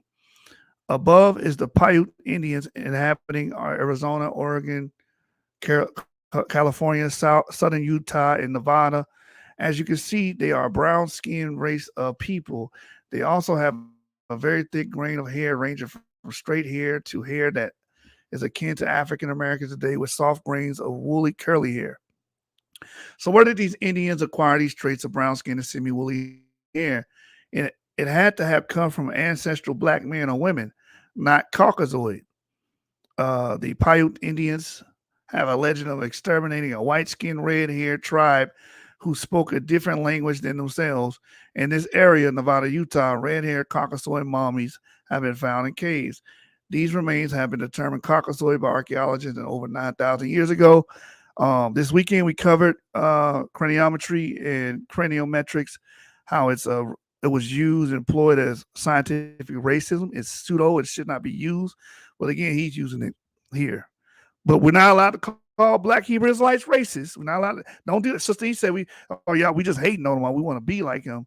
Or they're just trying to figure out their identity. No, you're using and employing old Antebellum South racist tactics in using craniometry or craniometrics is an old racist redneck tactic. Scientific racism. It's false. Does not work like that. You can have a Caucasoid morphology and still have dark skin or white skin. It does not matter. That does not determine your ancestry. Moving on. It says, as you can see, these Paiute Indians refer to this different tribe as white skin and with red hair. If the original Indians were dark skinned people, then where did these white skinned tribals people come from? Now you're going to say the white people fake. Here we go. Brace yourself. It says, surely the Paiute Indians would have known if any of their people were albino family members. Indians typically fashion their teepees all together in a fortress-like fashion so they could identify strangers who would enter their village. The white-skinned tribe were such a mystery to the Paiute Indians that they were afraid to let them live. Note, Mexicans today will admit that the native Indians who live in Mexico on separate reservations are typically darker than they are and are also known to speak a different dialect than Spanish, although some have learned how to speak the language of Spain.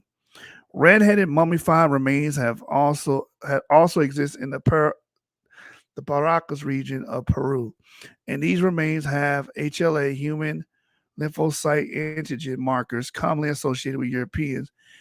Even more, the Aztec god Quetzalcoatl was considered to have a beard, light hair, and white skin. Is it just an inbred trait of the white man to conquer other brown races throughout the world?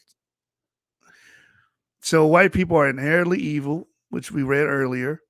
White people are inherently evil, and they have a trait that automatically makes them conquer brown people, according to Ron Dalton. Again, this is racism. That's racial essentialism. You know, you didn't learn this from the Bible. You didn't learn this from Moses. You didn't learn this from the prophets. You didn't learn this from Jesus Christ. You learned this from the racist white supremacists of the past. This is where you're getting this shit from. But he doing the work of the Lord. You know, many of you in the chat was praising this brother when he got all that exposure back in November. You were praising him for this magnificent work, Hebrews to Negroes. This is what's in the damn book. Anyway, is there some deep animosity or bad blood between white races and black races? Could it stem from a rival between the descendants of Cain and the descendants of Seth? What about Esau's and Jacob's rivalry? The Aztec legends state that their white ruler came from across the oceans and taught the Aztecs how to farm and build. In South America, the white-skinned tribe known as the Chacapoyas lived in Peru for thousands of years before being conquered and destroyed by the Inca people in the late 1400s, approximately 10 years before the arrival of the Spanish conquistadors. Paleolithic Giants in America by Soren Dreyer. That's his quote. That's his source. The white tribe called the Chacapoyas practiced burial rites similar to the Egyptians and erected large stone statues that mimic the stone statues of Easter Island, where there have been found 12-foot giant skeletons. What is also interesting is the Easter Island geographically forms a straight line with the Great Pyramid in Egypt. The Nazca lines in Peru and Machu Picchu, Spanish conquistador Pedro Cieza de Leon in the early 1500s visited the Black Incas in Peru and wrote in his chronicle about these Chacapoyas. Do you see the trend yet? It seems that wherever the children of Israel are scattered to on the earth, the white man is soon to find them. So again, remember, he actually believes Native Americans are Israelites. He believes that. And he believes it because, what was his reasoning? Because he says, yeah, the skin color. This is all skin doctrine, man. Native Americans are half the group. Bring it out, Avery. And Native Americans are haplogroup Q. We don't share the same most common recent ancestor in terms of the phylogenetic tree. Native Americans will descend from P. We descend from DE. So right, we're not the same peoples. It's impossible to say that we're the same because that's what you're saying. Oh, they're Israelites, we're Israelites, and we all go back to Jacob. That is a bullshit ass lie, which he's trying to promulgate here in his book. Again, I don't know why he's talking about this because he should be focusing on where white people come from.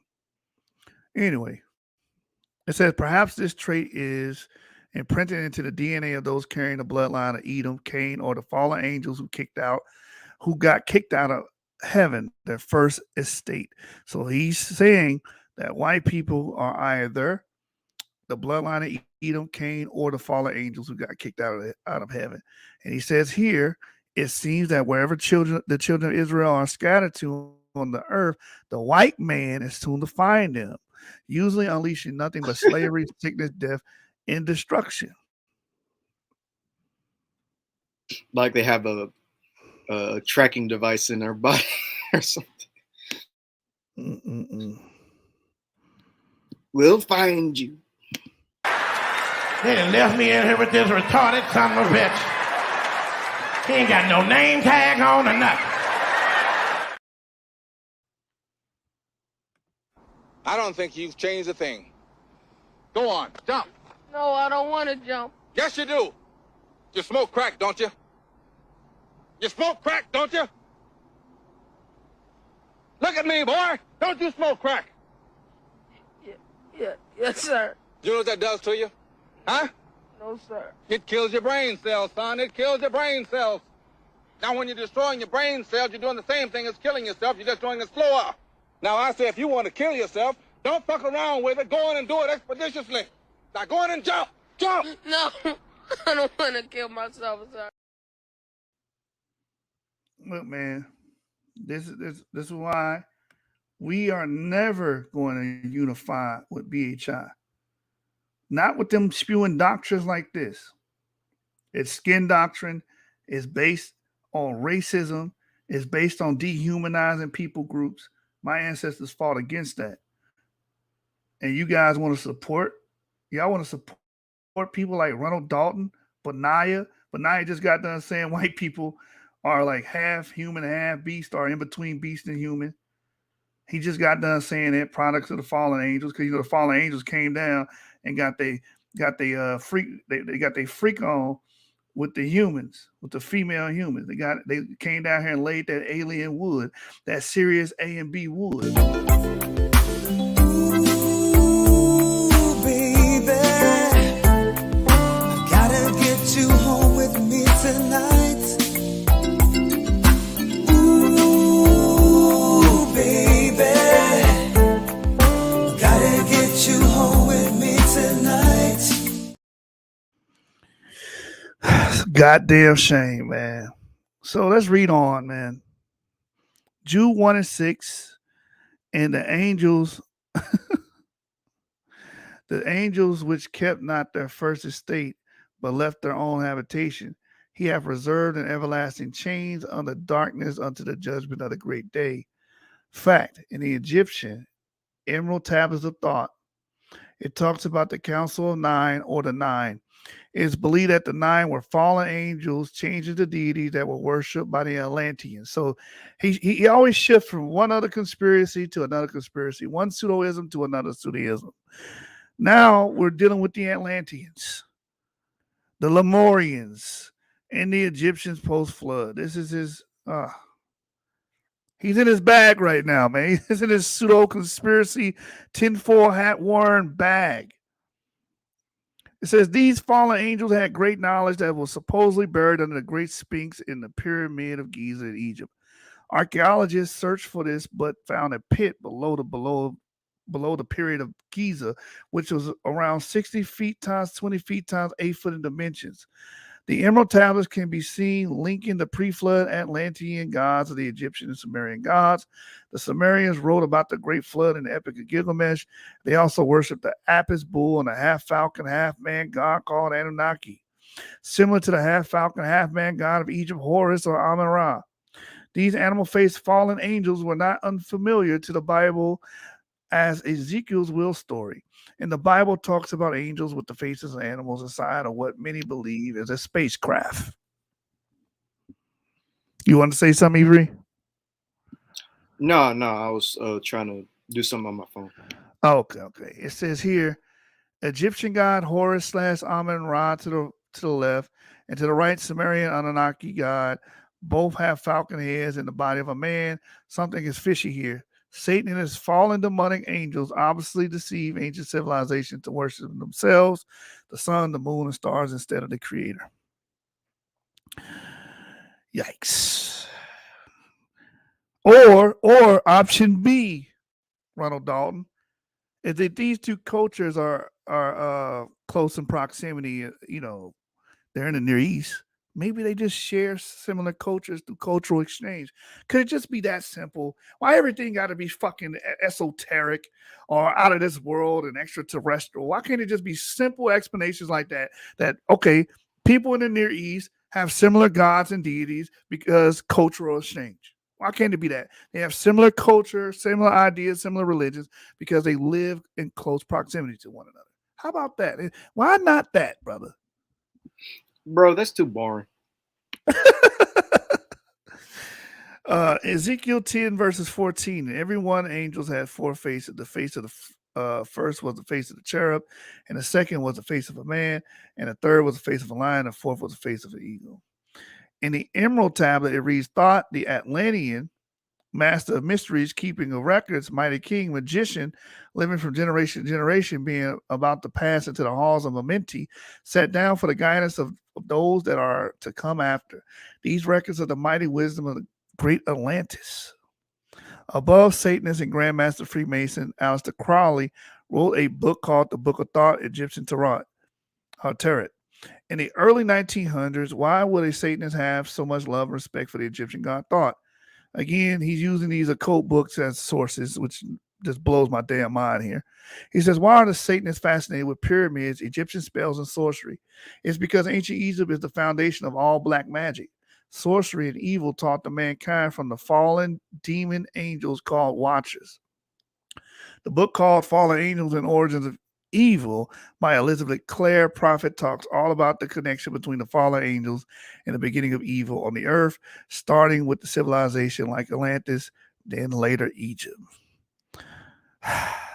Sister Eve, you want us to unify with all black Hebrew Israelites when they teaching bullshit like that? Benaniah teaching bullshit, Teo teaching bullshit, and now this brother's teaching bullshit. We supposed to unify with them? Seriously? We supposed to unify with people like this? I don't get it. I really don't get it. We're not unifying with these people, man. We not. Separate, yeah. What we gotta do, separate. Talk about me and you. Separate. How it's gotta be. That's right. Separate. No more you and me. Separate. What we gotta do, separate. Separate. Talk about me and you. Separate. How it's gotta be. Separate. No more you and me. All right. Let's get back to this, man. It says black people today are getting caught up in worshiping the evil pagan fairy tale.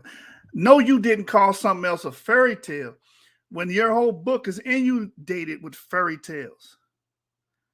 From start to finish, it's fairy tale. So you're skeptical about Samaritans actually being Jews and staying in that land and never leaving. You're skeptical. Forget the other point he was skeptical about. And now you're saying here that, oh, these people are following fairy tales. They're following fairy tales. Oh, yeah, you were skeptical about the climatic theory that black people could go to Europe and magically turn white. I got you on that, just based off climate. Even though that has been proven false and has been weakened, you don't have the right to call out anybody through skepticism, and neither do you have the right to say anything else is a fairy tale when you're basically publishing stories about pygmies, giants, and white people descending from aliens that come from Sirius A, the Sirius star system, and that Allah is an angel that came from the Sirius star system. Okay, and that Isis and Osiris come from Sirius A and Sirius B. How the hell can you call anything else a fairy tale? That's a fucking insult, man. You don't have that right. You don't have that right, man. calling somebody else fairy tales. You over here talking about Walt Disney, Pixar, and fucking Nickelodeon. Get your goofy ass out of here, man. It says black people today are getting caught up in worshiping the evil pagan fairy tale gods of ancient Egypt because they want to connect their whole heritage to Egypt. This is a satanic trick. See what the book of Enoch from the Dead Sea Scrolls has to say about this. No, your book is a satanic trick, man. Fuck out of here. How you gonna say that about somebody else's beliefs? And you up here teaching Walt Disney, Pixar, and Nickelodeon. It says the Enoch Scrolls, Dead Sea Scrolls found at Qumran, Israel, 400 BC, compared to the book of Enoch 1, chapter 7. Enoch speaking, but you have changed your works and have not done according to his command, and transgressed against him, have spoken haughty and harsh words with your impure mouths against his majesty, for your heart is hard. You will have no peace. They, the leaders and all of them, took themselves wives from all that they chose, and they began to cohabit with them, and to defile themselves with them, and to teach them sorcery and spells, and the cutting of roots, and to acquaint them with herbs. And they became pregnant by them, and bore great giants, 3,000 cubits high. You know how high 3 cubits? That's a building. That's like a 20-story building right there, man. So again, the angels came down, and they was busting the pussy open on these humans, man. The Series A angels, aliens, E.T. was coming down here, giving the eaves of the earth the wood, man. Ooh, baby, I gotta get you home with me tonight. Ooh, baby, you home with me tonight. So again, he quotes Enoch, and then he invokes Enoch to say that, hey, the origin of pygmies, giants, and white people are these angels coming down and fucking women. That's his explanation. Okay, so people are like, oh no, he said fucking, he cussing. He cussing. All right, I got something better for your ass. Is this one better for you? Hold on. I got something. Is this a better description for you?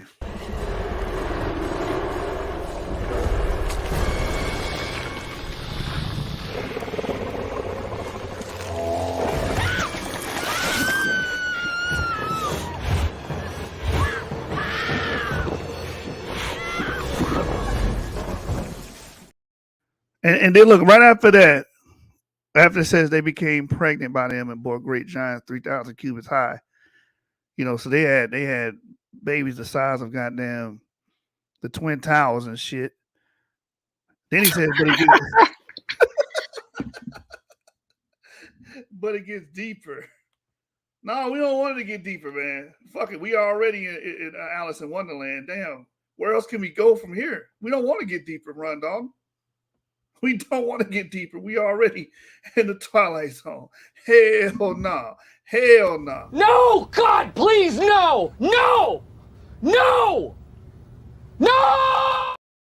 Sometimes you got to learn how to get off the gas, man. It says in the Egyptian emerald tablets of thought, now for a time I go from among them earthly beings into the dark halls of Amenti, deep, not the direction up in heaven, in the halls of the earth. So we are in the earth, but deep. Before the Lord of the powers, face to face once again with the dweller, Satan, Lucifer, raised eye over the entrance, a doorway, a gateway leading down, not up into heaven, to Amenti. Few there would be with courage to dare it. Few passed the portal to dark Amenti, raised over the passage eye, a mighty pyramid. Are they pyramids over the passageway to hell? Using the power that overcomes earth force. Deep and yet deeper place eye, a force house or chamber, from a carved eye, a circular passage. Then he says this is CERN's Stargate portal. He believes in all this weird secret alien shit. He believes in all of this hidden alien History Channel garbage. It says reaching almost to the great summit, lying the sarcophagus, stone in my chamber. Then reveal I to him the great mysteries. Soon shall he follow to where I shall meet him, even in the darkness, not light of earth shall I meet him. I thought, Lord of wisdom, meet him and hold him and dwell with him, Satan / Lucifer, always. Only a foolish person can read this and think this is the creator of the universe who gives life and refers to his followers in the Bible as the children of light. Again, Ronald Dalton, you pissing me off. You do not have the right to call someone else foolish when you have a book about Walt Disney shit, about cartoons, CERNs, and portals and underground tunnels that these angels and demons are living in. When you have a book about Sirius A and Sirius B people coming down, having sex with Chinese people, creating gray alien hybridized humans. You don't have the right to call someone a foolish person, bro. Get the fuck out of here, man. He said, obviously, the Egyptian god is referencing to a sort of gateway or portal below the pyramid that leads to hell. Deep in the dark halls of the Amenti can only refer to hell and nothing else. So only your interpretation, nothing else. Even though this is a pseudepigrapher work, your way of the highway. I got it. It says the Freemason, Skull and Bones, and other occult secret societies are fascinated with the gods of ancient Egypt and pyramids. In their rituals, they lie naked in a coffin to be baptized, reborn in death or hell. In Christianity and the Bible, water baptism signifies being reborn into Christ, who gives us eternal life, not eternal death. Alexander the Great, Napoleon Bonaparte, and Aleister Crowley have all spent the night in pitch black darkness in the pyramids, only to have the nightmare of their lives. Even Adolf Hitler was fascinated with pyramids and swastikas because of their connection to the demonic fallen angels under Satan. It said, if someone has to have courage to go where thought goes, this is not describing heaven or a pleasant place. Most people wouldn't think twice if they could board a plane or walk up a staircase that would take them to heaven. Further in the Emerald Tablets, it talks about the abyss, the dark death, casting forth order from chaos and more. These are all mottos and sayings of the occult societies of the evil world we live in. Who did these fallen angels infect their divine DNA with? Oh, boy. It says in Genesis 6:2-4 that the sons of God, and he has a quotation, well, brackets here, fallen angels saw the daughters of men and that they were fair. And they took them wives. They took them wives. I can't read this shit, man. Because I already know there's some people in the audience like, yeah, that's right. That's right. Facts, bro. The angels came down here and they were smacking that all on the floor. Smack that. Give me some more. Smack that until you get sore. Smack that. Oh, that's what they was doing. Some of y'all believe that, man. Y'all believe these serious aliens and the angels and alienoid beings came down here and laid that wood down, man.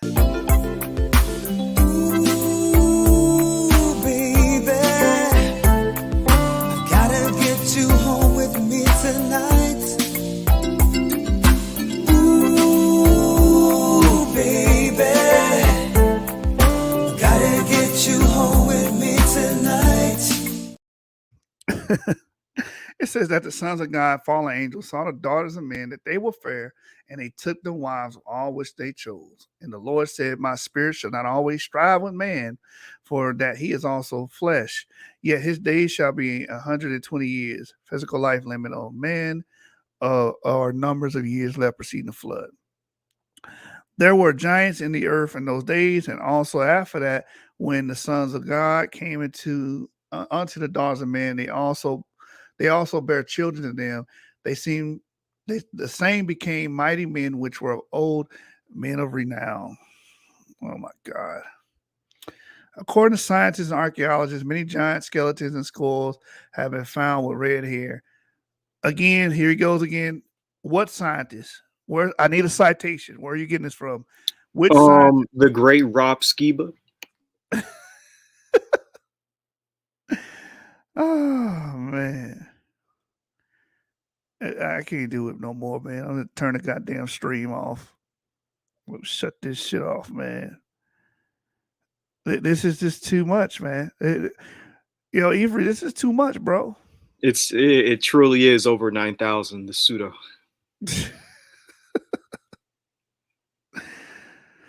Oh, fuck.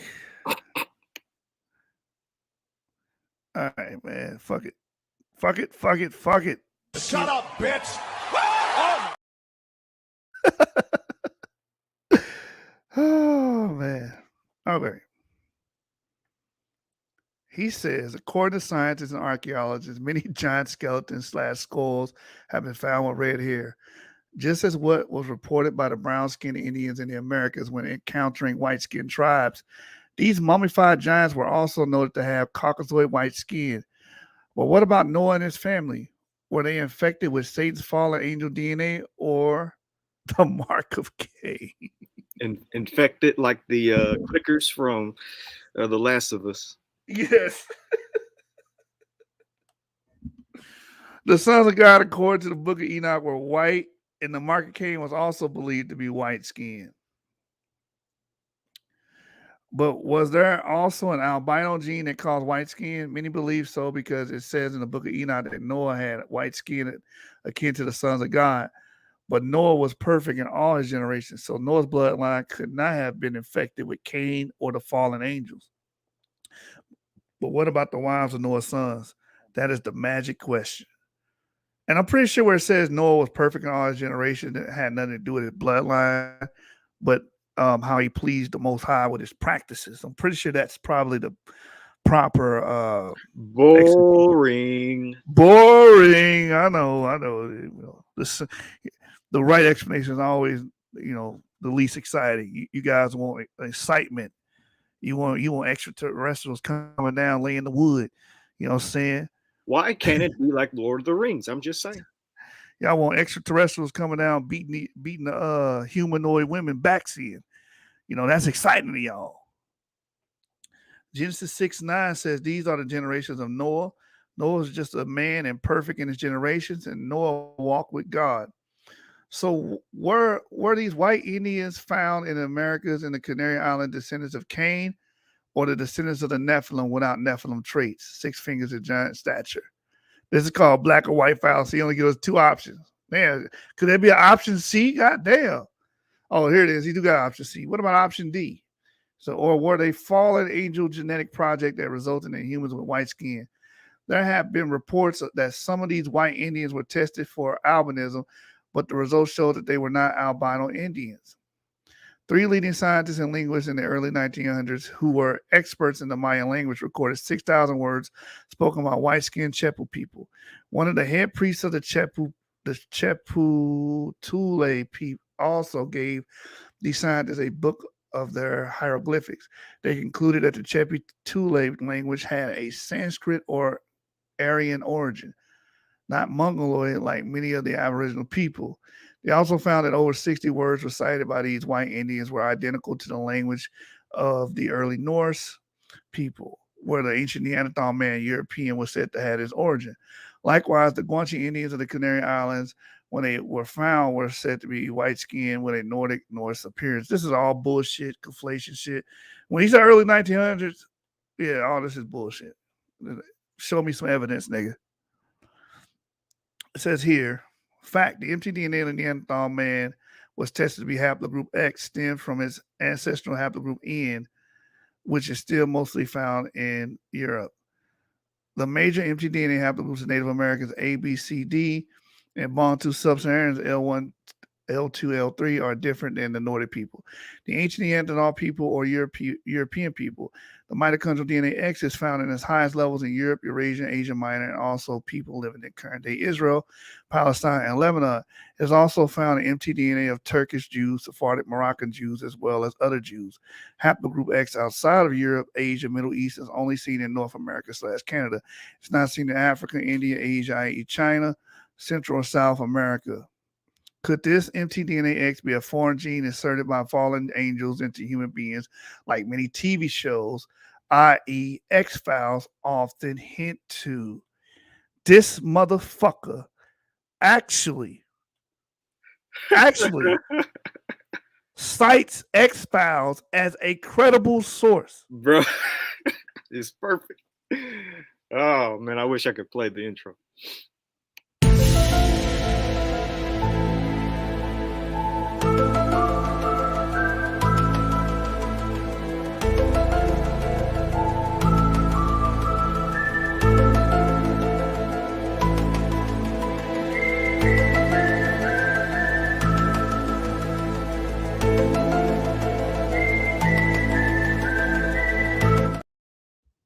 Ron Dalton, you truly amaze me, man. And you special. I mean, special. I mean, short bush shorty special.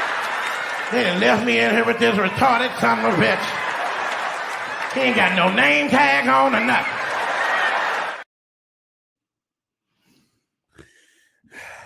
Let me explain something to you, Ron Dalton, and people that probably, I love this.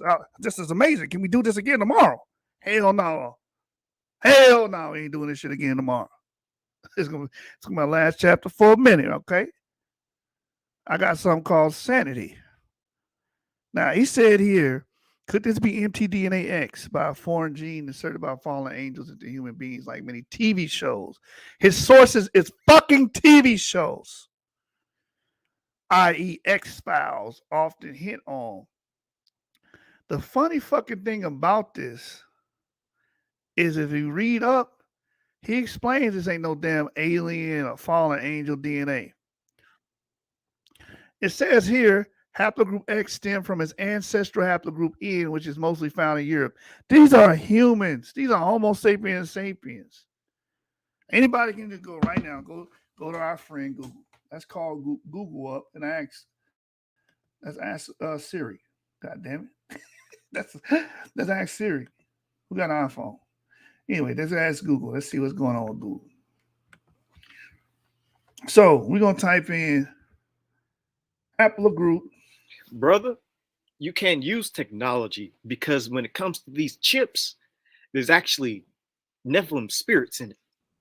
Yeah, the demons are going to direct you. I want y'all to see this. So if you guys stop sharing this, go to my tab. If you guys just Google haplogroup X mtDNA, this is what's going to pop up. Haplogroup X is a human. Say it with me, Ronald Dalton. A human, not fallen angel, not Neanderthal, not Nephilim, not Sirius alienoid, not Sirius B. You understand? Not intergalactic. A human mitochondrial DNA haplogroup. It is found. Say it with me because he said it's not found in Africa. It is found in America, Europe, Western Asia, North Africa, and the Horn of Africa. A mtDNA-based map of major human migrations. But he's feeding you guys this bullshit. Where does this come from? N. Haplogroup N. Possible time of origin, 45 to 20,000 years ago. All right. Where does N come from? So N is the parent of X1 and X2. Where does N come from? Haplogroup N is the descendant of L3. These are humans, jackass. Oh, y'all not even seeing it. You ain't gonna even tell me that I wasn't sharing the damn screen. I gotta start over. Oh, my bad. I was looking at a different screen. All right, let's start over for clarity's sake. Haplogroup X is a human mitochondrial DNA group. Human.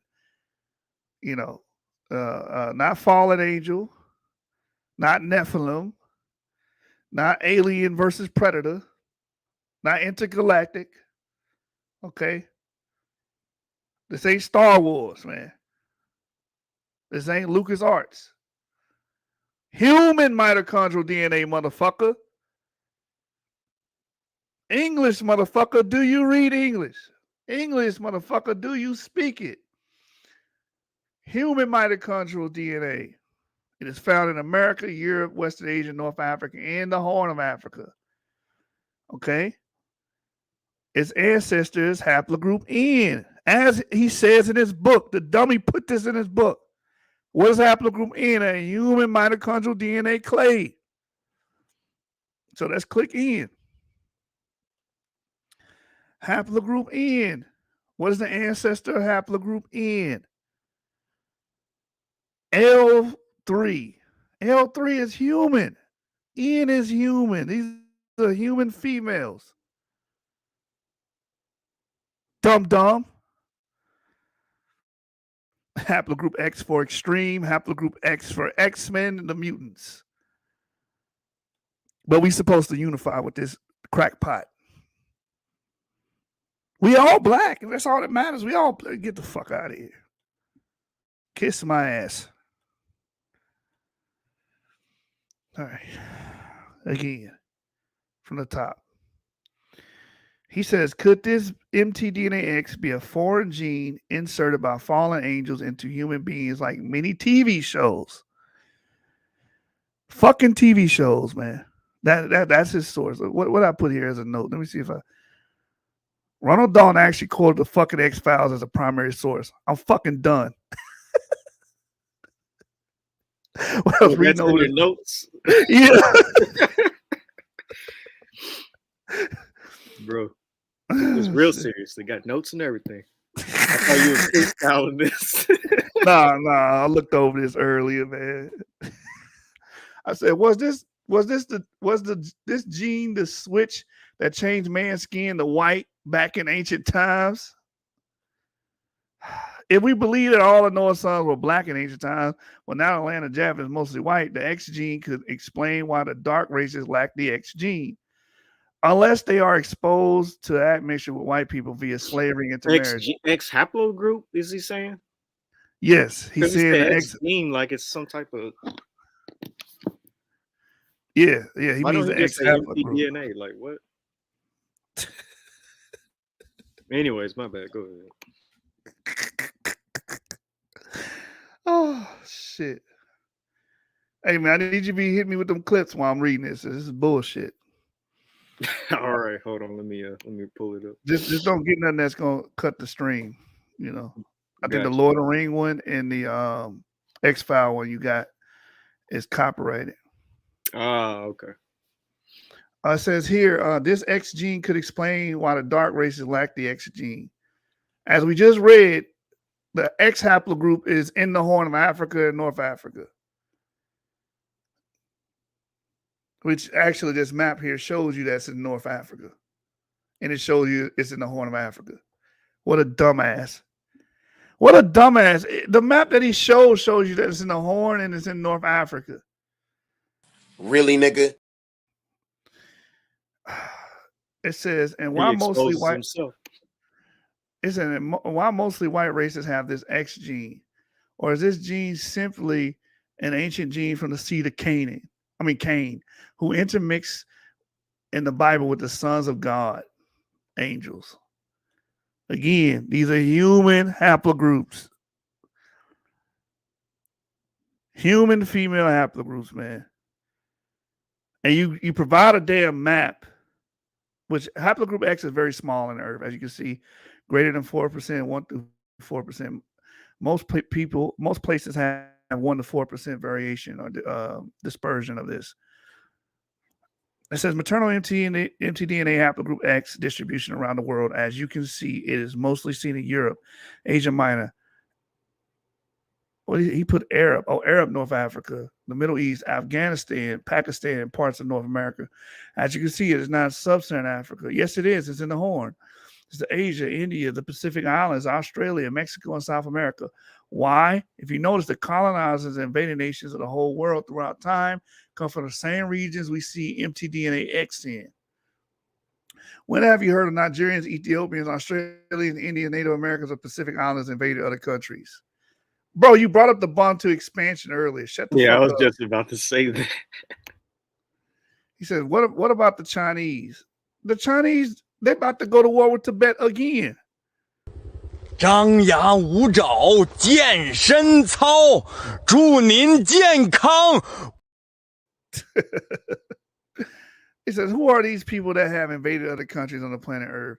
The European man and the Arab man, the slave traders, the black Israelite man. Coincidentally, mtDNA X is seen in the people only in their country. Shut the fuck up.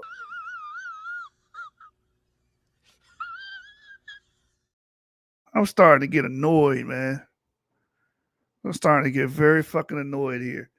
Above maternal mtDNA haplogroups of the world, the Neanderthal hypothesis claims that the mtDNA haplogroup X descends from Homo sapien neanderthalis. No. You claim that. What fucking like? Come on, that's something you came up with, man. It said the skeletons and skulls of Neanderthal most definitely dates back prior to the flood, most likely when giants walked the earth with the fallen angels. The Neanderthal hypothesis says that while haplogroup I, W, and X make up only less than 10% of European haplogroups, its descendants HV, J, T, U, N, K account for over 95% of modern European populations, including Jews. Scientists also found Neanderthal's version of the skin gene, PLU253, was found in 66% of East Asians, while the Neanderthal version of BNC2, which affects skin color, is found 70% of Europeans. This has been falsified. These genes do not create or contribute to white skin in humans. It's SLC24A5 and the allele A11T that are responsible for light skin, with the HERC2 and OCA2 genes possibly playing a role in that. It says here, this means that the white man in ancient times ventured his way into Asia, seeking to do business with local people or to invade the local people. In Africa, the European man did both, and many African tribal chiefs succumbed to this trick. What do you mean succumb to the trick? They didn't succumb to nothing. They were in agreement with it. Get your goofy ass on. It says facts. Blood type O/Rh negative blood is found in the Oriental Jews in Israel and the Samaritan Jews in Israel. Sometimes people with O/Rh negative blood have an extra tailbone or an actual tail like an animal. What? Bro, what are you talking about, man? Type O/Rh negative blood. The best people in Spain have the highest percentage of people with blood type O/Rh negative blood. Neanderthal Cro-Magnon theorists. First of all, Neanderthal is not Cro-Magnon. Cro-Magnon man is Homo sapiens sapien. Neanderthal is a separate thing. He did this in book 3 as well. Made this mistake. Neanderthal Cro-Magnon theorists state, in addition to living in Spain like the Basque people, the Neanderthal man lived in the Atlas Mountains of Morocco and the Canary Islands, who also have been found to have the high incidence of Rh negative carriers. According to Juan Bautista de Haro, author of The Primitive World, a philosophical examination of antiquity and culture of the Basque Nation, published in 1815. Look, using old ass sources like what's his name? Benaya. The language of the Basque people is the world's oldest language, having been preserved from the pre-flood Tower of Babel. What? Wait, hold on. What? Bro, what are you talking about, man? Basque is not an old language. For one, it's an isolate language. It's apparently not connected to Indo-European. But in terms of language families, Proto-Afro-Asiatic is probably one of the oldest language trees. Proto-Afro-Asiatic goes back at least to the Mesolithic Neolithic with the Natufians. So, yeah.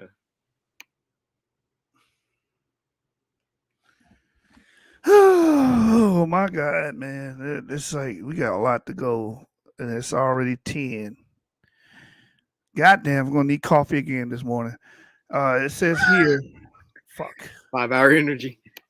He believed that the Basque Rh negative people were of the descendants of Tubal Cain from ancient Basque. Look, this is all pseudo shit. Ancient Basque popular folklore story stating that the father of the Basque people was a man named Ator that survived a flood by staying on top of the mountains. Others hypothesize that the Basque people are descendants of Tubal, the son of Japhet, who inhabited Iberia. The incidence of the Neanderthal gene decreases as one goes further east into Asia. The Neanderthal gene was not found in sub-Saharan Africans or Native Americans. The Neanderthal gene was also... Yeah, that's not true. There are negative blood type Africans and Native Americans. Since the Neanderthal gene was also believed to be linked with the blood type 0 This is the supposed blood type of the British royal family.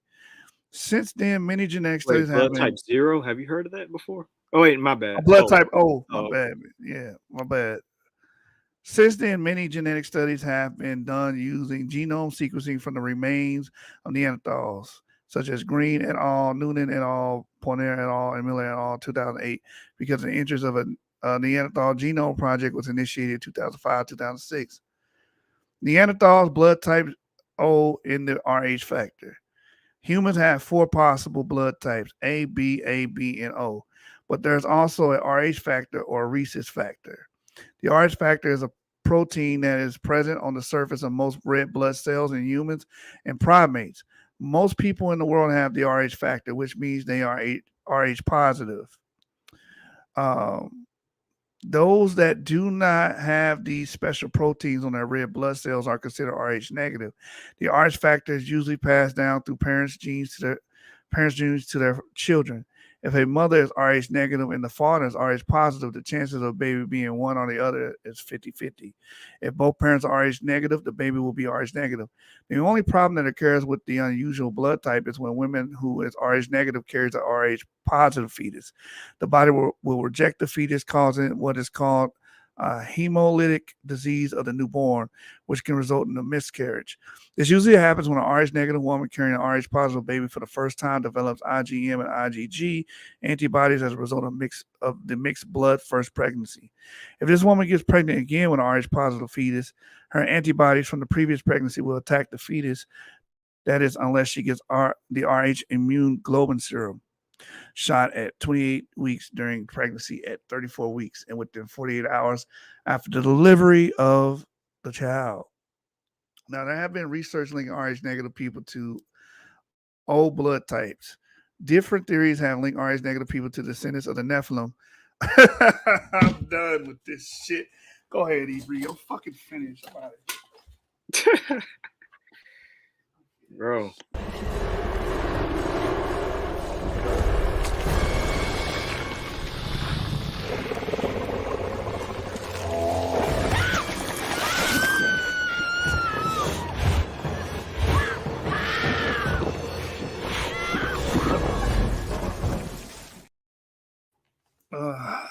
And thus the Basque people were born. God. Different theories have linked Rh negative people to the descendants of Nephilim or the mysterious creation of the white race, as Rh negative people are rarely seen. Less than 1% people of the pure African, Native Americans, and Asian stock. But wait, isn't it less than 15% of the world Rh negative? So there's a lot of, see, it even tells you here that a lot of white people, look, other Europeans are 84%. Most people don't have. Most people don't have that. It's very rare. So he provides a source that cuts them again. So that means white people can't come from the goddamn Nephilim, because you're saying this comes from the Nephilim. So all white people should be, 99% Rh negative. I mean, that would be a reasonable assumption with what you just stated here, man. It says above, pure-blooded Africans, Native Americans, and Asians have a less than 1% frequency rate of Rh negative. African Americans have around 7% frequency of being Rh negative, obviously from race mixing with whites during slavery. It is mostly seen in the select Europeans as Europeans intermix with other Rh positive races. Their chance of passing the Rh positive genes to their children get higher. The British royal family often practice a form of incest to keep the blue bloodline pure. Likewise, most of all our American presidents are related to each other. That is a bold-faced fucking lie. Could this also be some sort of way of keeping certain bloodline or people in the White House as the president of the United States? No, that's not true. Rh negative O blood type carriers also claim to have some odd physical traits, which include extra vertebrae / ribs, higher than average IQ, more sensitive vision and other senses, lower body temperature, higher and lower blood pressure, increased occurrence of psychic intuitive abilities. Psychic? This turned into Steven Spielberg. I mean, what's his name? Freaking Stephen King. Yeah, man. Predominantly blue, green, or hazel eyes. Prone to red or reddish hair like the giants. Increased sensitivity to heat and sunlight. And increased incidence of alien abduction and or other unexplained phenomena. Cue the clip, man.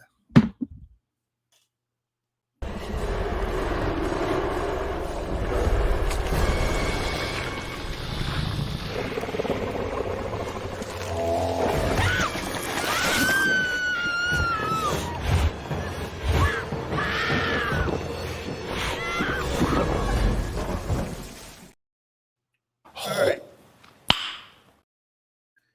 So, nice. So with that, let's take a brief intermission and discuss something he said here. Two things. That's fine. RH negative, the origin of RH negative, and then let's talk about this president shit because that's something always going around, circling around conspiracy groups in general, not just BHIs, but conspiracy groups in general. RH negative origin. Let's type that in. Let's see what I can find on science.org. And then we're going to talk about this president shit.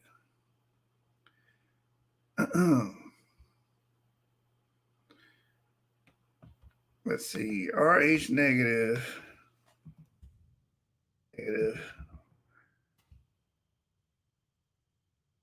Blood group system. What's that? Let's see. Let's see what this says here. Nomenclature. RHI. No, I want antigens. No, I want the origins. Hemolytic disease. Read about that dumb shit here. Function. History. Rhesus factor. Let's see if we can find something on the origin, man. Yeah, I bet you Glenn Beck did. I don't put that past him. I can't remember how RH negative got formed. I did some research a long time ago on it, but I forgot. I did too. But it wasn't anything. It wasn't no Nephilim or nothing like that. Yeah. It was just something that developed in those specific people for like an evolutionary reason or whatever. Mm-hmm. Yeah, it says here, I got the National Library of Medicine. It says the evolution history of variation in the human RH blood group system determined by variants in the RHD, RHCE genes has long been an unresolved puzzle in human genetics. It says prior to medical treatments and intervention developed in the last century, the D positive children of D negative women were at risk for hemolytic disease of the newborn if the mother produced anti-D antibodies following sensitization to the blood of a previous D positive child, giving deleterious fitness consequences of the disease. The approachable frequency in European populations of responsible RHD gene depletion variant seems surprising. All right, so in this study, let me share this. I'm just reading away. Oh, my bad. I had turned it down right when you started reading. Turned to a different screen. Yeah. It says here in this study we used new molecular genomic data generated from 4 HapMap population samples to test the idea that the possible selection for an as of yet unknown fitness benefit of RHD deletion may have offset the otherwise negative fitness effects of the hemolytic disease of the newborn. We found no evidence of okay, so this is not helping me. Thus, the initial rise of intermediate frequency of RHD deletion in European population may simply be explained by genetic drift or founder effect, or by an older, more complex sweep that we insufficiently power to detect. So they can't really detect the origin of it. Well, they know it has something to do with rising in Europe, maybe a founder effect. So, like you said, boring, right? But that's probably what happened. It probably just naturally happened as a mutation and changed the gene structure. Whoop-de goddamn do. This does not require aliens from Sirius B to come down and splice the genes. Splice.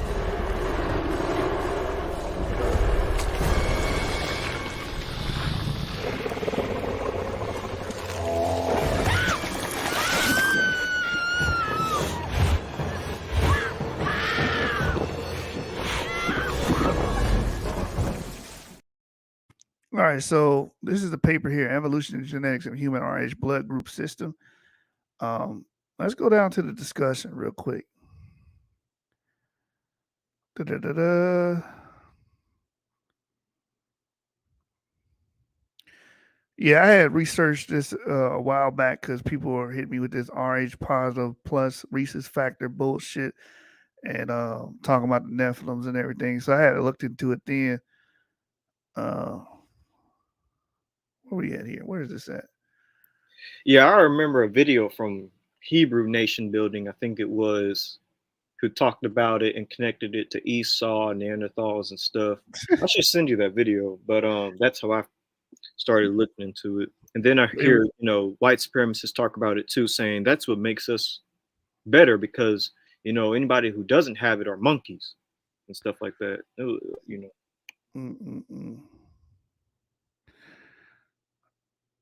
All we know is it's connected to Europe, and it's rare in Europe.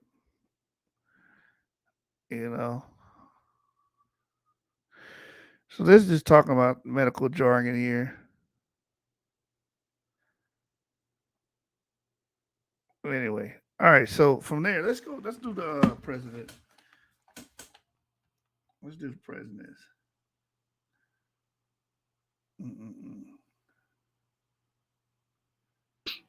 Wait, what? Let's what? I didn't hear that. So look, it says here, these findings all point towards the same conclusion that the high frequency of the CLL in European, especially East Asian populations may reflect a history of positive natural selection. So it has something to do with Europe and Asia. So like the abstract said, it could have had a founder effect there. So it could have popped up there.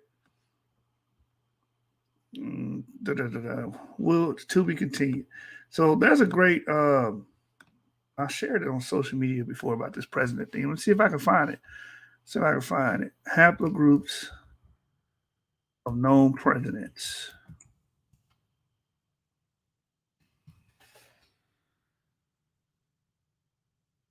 No, I just want presidents. Okay, here we go. Wikipedia has one here. Haplogroups of U.S. presidents, because they say that they're all related.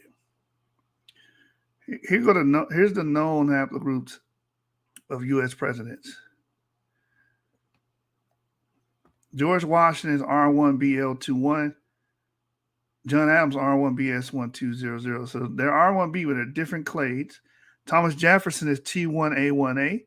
James Monroe is I2A1A. John Quincy is R1BS1200. So he has the same paternal ancestry as John Adams, but he does not have the same paternal ancestry as James Monroe. Neither does he have the same or most recent common ancestor, shall I say, as George Washington, because he has a different branch of R1B. Andrew Jackson is I1, so they're not the same. James Monroe is I2, and John Quincy Adams is R1B. William Henry is R1B U106. Tyler is I2A2.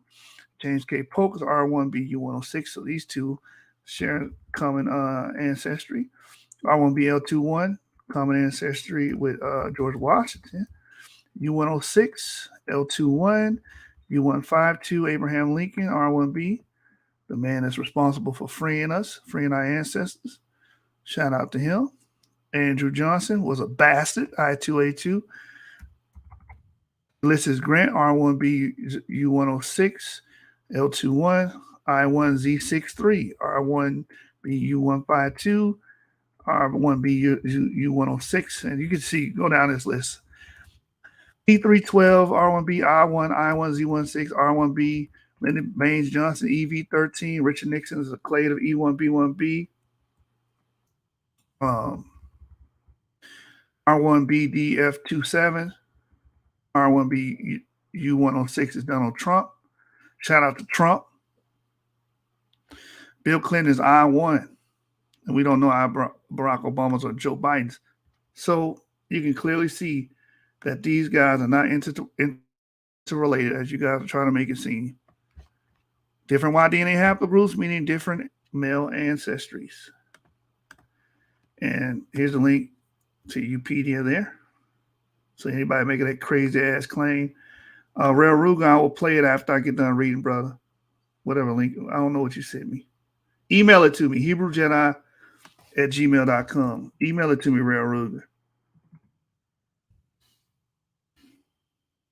gmail.com, and then I'll play it that way. I mean, we can guess that he's probably E1B1A if his father is born to. I don't know.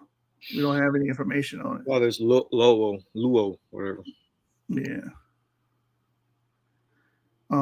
They're like Bantu Nilotic mix, so it could be a marker. Europa Defender says, "Hey Genesis, what do you think about David Eric? You mean David Reich, Southern Arc paper? We did a whole video on his Southern Arc paper. I think it's a fantastic paper and a great step forward. Also revealing 13,000 years ago, everyone in the Southern Arc would have been dark or brown. But anyway, let's go back to the pseudo book, man. I just want to touch on those two things real quick. I didn't want to spend too much time on that. The RH claim. We didn't see anything about RH blood types coming from outer space. We didn't see any of that. Oh, man. And no, the presidents are not all related. Those are two myths that circulate the conspiracy groups and BHI groups and all the groups, goddammit. So we left off on increased incidence of alien abduction and or other unexplained phenomena. Extra vertebrate tailbone and or an actual tail like an animal. He says, when it's all said and done, we know that there are tons of conspiracy theories in earthly archaeological finds that man cannot completely explain. Trying to find all the answers to everything can drive some people mad.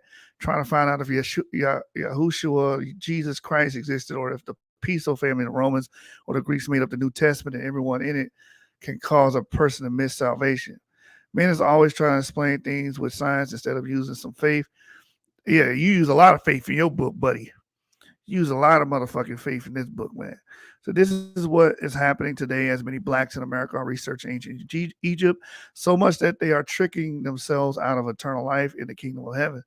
Then you have some who believe that the black man is God or that Christianity was made up to control mankind. Sometimes it takes people trying to research everything to find out that all knowledge isn't necessarily good knowledge. But sadly, many people get dang. He's one to talk. I know, like it's like the pot calling the kettle black here, man. Yeah. What a goofy ass nigga, bro. He said, but sadly, many people get caught up into occultism, Gnosticism, Kabbalism, and eventually Satanism. But when we realize the Bible is written by black people, I knew he was gonna come with the race, the racial overtone right there. But when we realize the Bible is written by black people from their point of view at that particular time, we can understand why certain things are the way they are in the Bible. No. You're trying to read the Bible through your point of view, which is the problem. This is why you guys are reading racism into the Bible. This is why you're putting racial essentialism into the Bible. This is why you're trying to do the concept of racial otherness in the Bible. Oh, where do white people come? Oh, they got to come from aliens. They got to come from outer space because, they're not human. Because you're reading into your modern concept of race and your racism into the Bible. It's that simple. Moses would not know of any of these things. He wouldn't know about no goddamn serious alienoid people coming down and, laying that wood on humans. You know what I'm saying? Hitting these bitches with the King Kong. You know what I'm saying? With the golden fist. You know what I'm saying? He would have not, that would have been foreign to, that would have been alien to him, pun intended. You know, he wouldn't know anything about separating peoples into racial categories like black and white. He wouldn't know anything about that. You're reading into your modern racist mind into the scripture. It says here, we can see why the elite had to whitenize the Bible. You mean how you try to blackenize the Bible? It says its characters and even the Messiah, Satan is here to deceive all mankind. The Hebrew Bible wasn't voluntarily given to the Greeks to do their own translation as they please. It was stolen by the Greeks. Huh? Citation, please. Wait, stolen by the Greeks?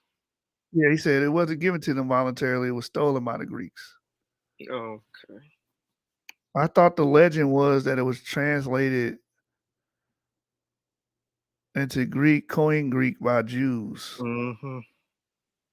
I mean, we even have mixed Greeks in the New Testament, like Timothy. Or wait, no, he was half Roman, but still. He said the Greeks subdued the Israelites, forcing them into captivity, and with it took their Hebrew manuscripts. Oh boy. Joel 3 verse 6, the children of Judah and the children of Jerusalem have you sold unto the Grecians, that ye might remove them far from their border.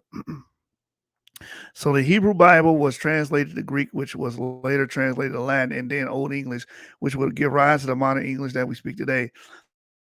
Despite the Hebrew Bible finding its way into the hands of Gentiles and certain things being added or removed, God has still provided us with the means to use our current Bibles to obtain the truth and salvation. That being said, in the beginning, all mankind knew there was one creator and one God.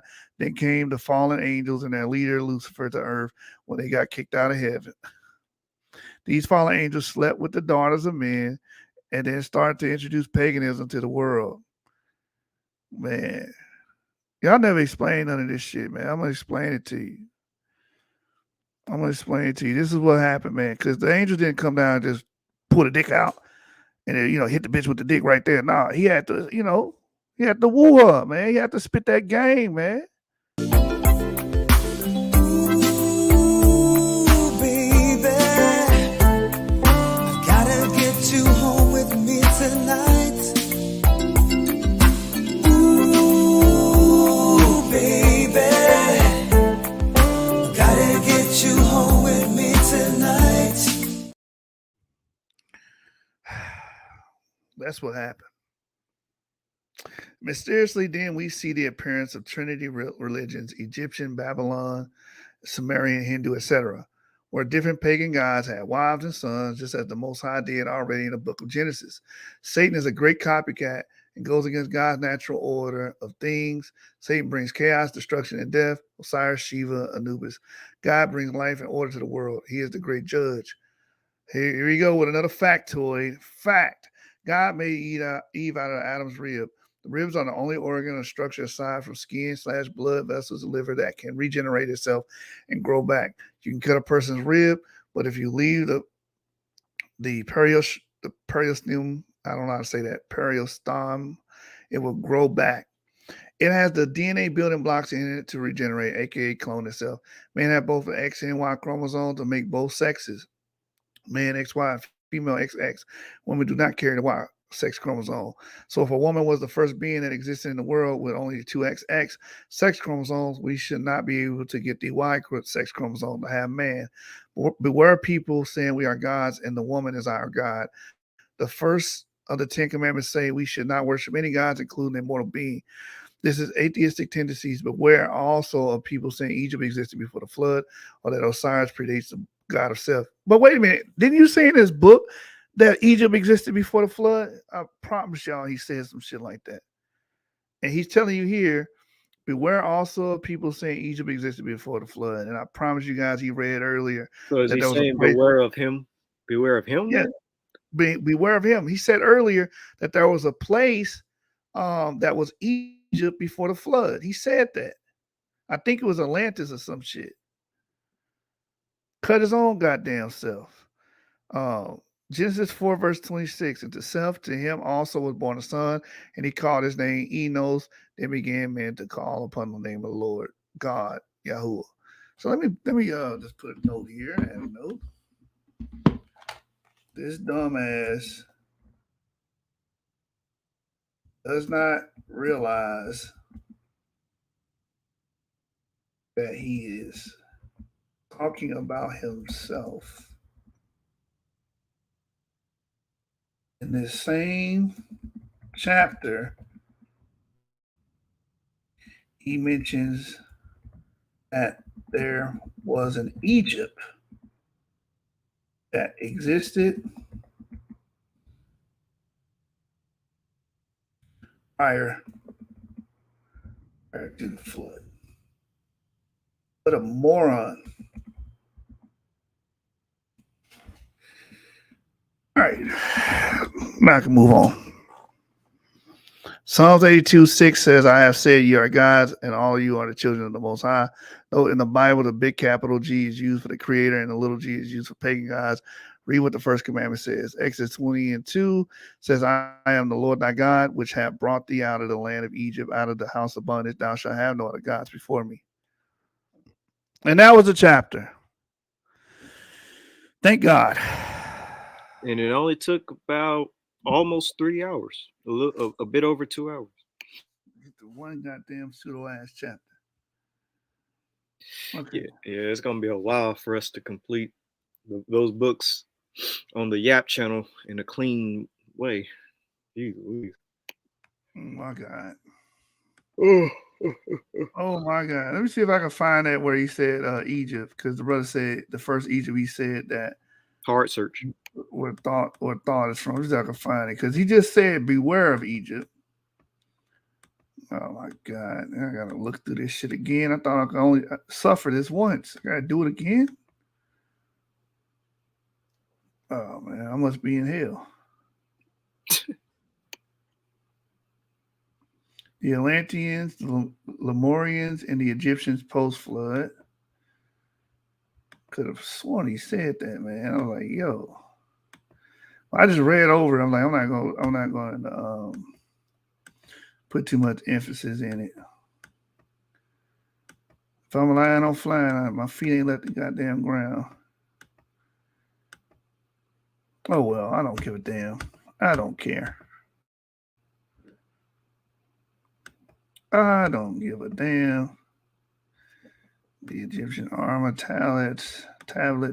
Anyway, any thoughts on what he said? Look, the Twa people were believed to be the first inhabitants of Ireland. Any thoughts on what he said, Avery?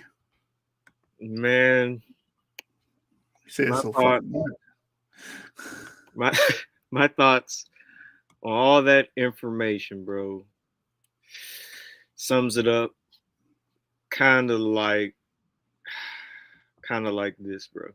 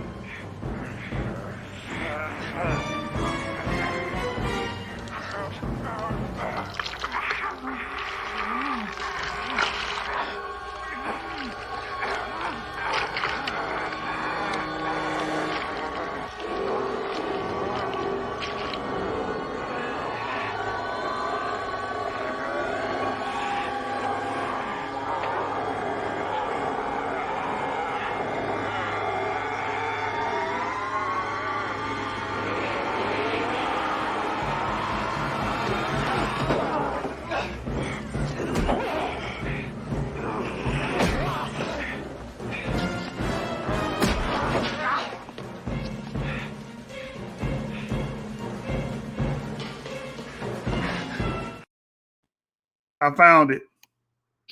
The great master teacher Ron Dalton risks his life to get us this information. That's how I feel. He says later on in his book to beware of people claiming that Egypt existed before the flood.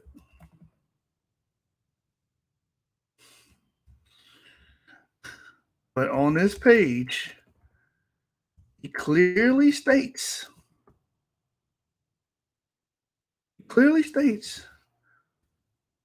that the emerald tablets of Thoth are believed to come from the land known as ancient Egypt. From the land known as ancient Egypt before the damn flood. So I guess we're not supposed to listen to Ron Dalton by his own omission. Nigga, making this shit too easy. They're making this shit too easy, bro.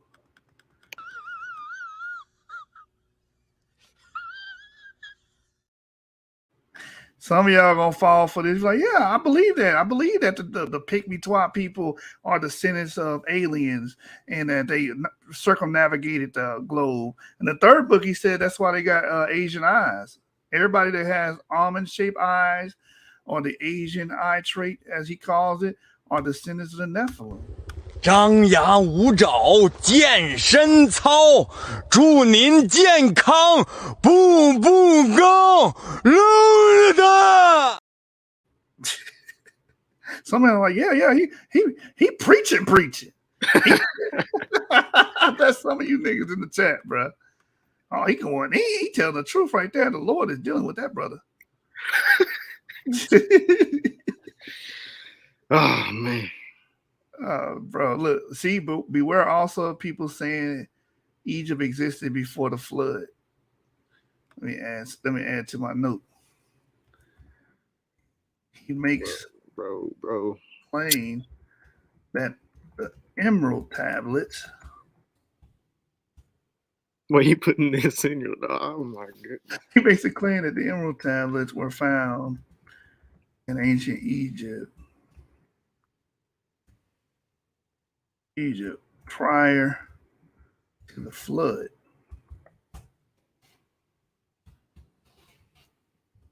Page 131. Save. All right, so to sum up this, man, this is a bunch of fucking bullshit, bunch of races, racial otherness arguments, saying that white people are aliens, pygmies are alien descent, giants are alien descent, and then he has no proof of none of this. He just, cherry picking and making claims off the cherry picks. Fallen DNA and Mark of Cain. These people, we're just supposed to take his word for it. This is pseudo-pigrapha at its best, propaganda at its worst. Come on, man. I don't know what else to say about this shit. Y'all sat here for damn near 3 hours and listened to this insane, extreme bullshit, man. This is in his book, Hebrews to Negroes, by the way. And you tell me what does this have to do with that? I don't fucking know. He said that white people are inherently evil and they're out to get black people and it's in their DNA. That's pretty much what he made claims on. The Indians fought off white-skinned Nephilim that were in their land. The Ashkenazi Jews and Sephardic Jews are all Edomites, according to him. But the Edomites are E1B1B, J1 and R1B1B, according to him. He just takes you to a clusterfuck of pseudo throughout this whole fucking journey. Look, even here he shows that L3 is the mother of N, which is the mother of X. Let you know that these are all human females, not Neanderthal females, and furthermore, not alien females. Which don't even make sense. Don't y'all teach that the angels came down and had sex and impregnated women? That don't even make fucking sense. That's when you're talking about Yashub. I don't know, man. I'm tired of talking about this bullshit, but it had to be done. I suffered for y'all. I went through this bullshit for y'all, man. Y'all should be happy. I'm gonna show y'all what I did. Look, this is what I did for y'all, man. I suffered so you didn't have to.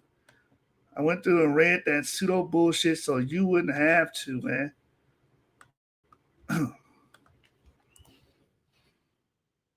You know, so I feel like a real life Spider-Man in this joint.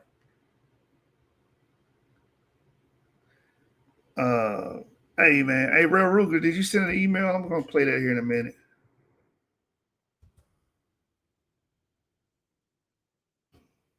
Let me see if I can find this clip real quick. This is what I did for y'all.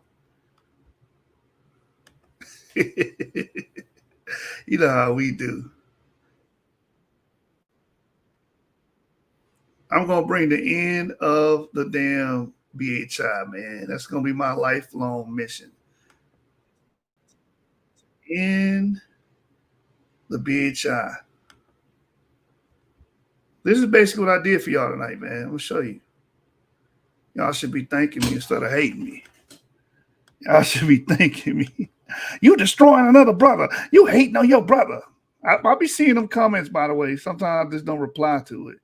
But I see y'all comments. Oh, how could you do this to another brother? You's a motherfucker. I hate you. Oh man. y'all be in y'all emotions, man. Look at them emotional. This is what I did for y'all tonight, y'all.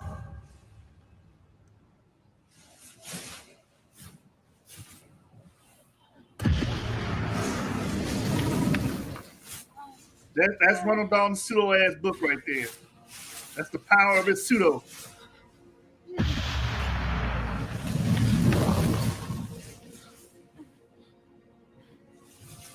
This is me trying to save y'all sorry ass. BHI.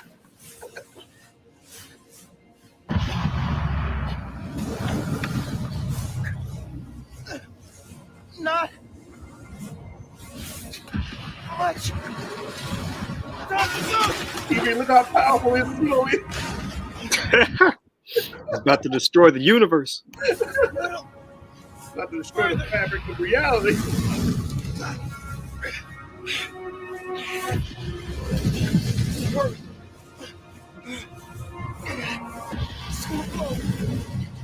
Any minute. This is me reading through this garbage.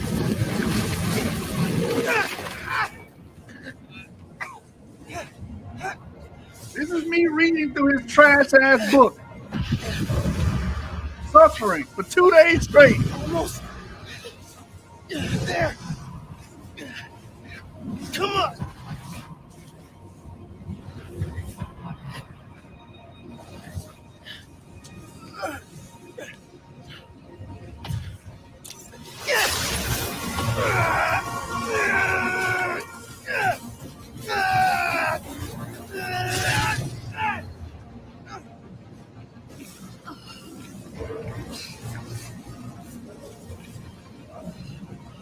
No, man, don't look.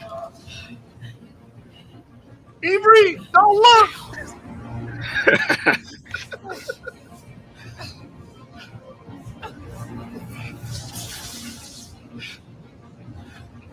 This is a badass game too. I never got a chance to play it. Man, I played on PS5. It's an awesome game.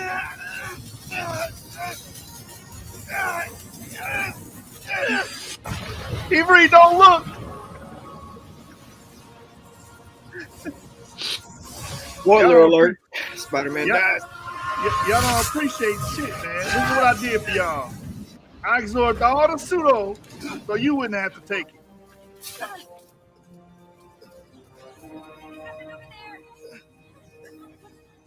Get them far away. Get them far away. Get the audience far away, Avery. Get them far away from Ron Dog's books. Get him away from his movies. Don't buy his bullshit. Keeper said half of the did it.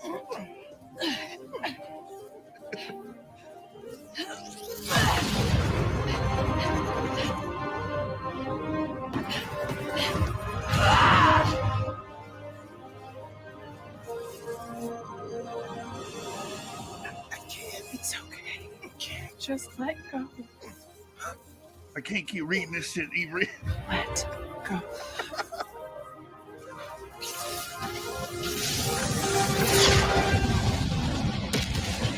The goddamn pseudo energy powerful. That pseudo energy powerful as hell.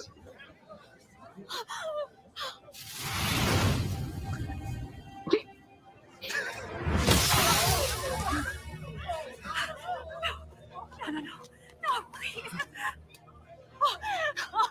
Miles. Oh, God. Say something.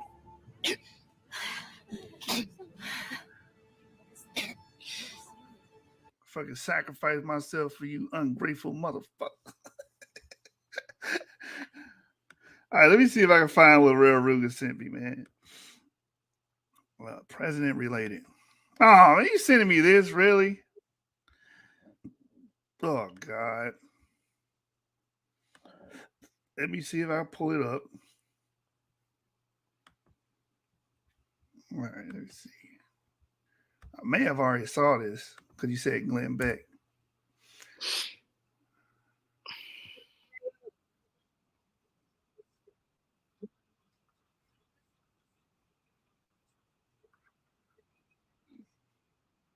All back to one common ancestor. They're all cousins and all grandsons of John Lackland. It's the first family tree of its kind, pouring through more than 500,000 names for months. 12-year-old Bridge Ann d'Avignon discovered that all the U.S. presidents, except Martin Van Buren, are related to the former King of England, John Lackland Plantagenet, signer of the Magna Carta in 1215. Mildred Reed is his first great-grandmother on George Washington.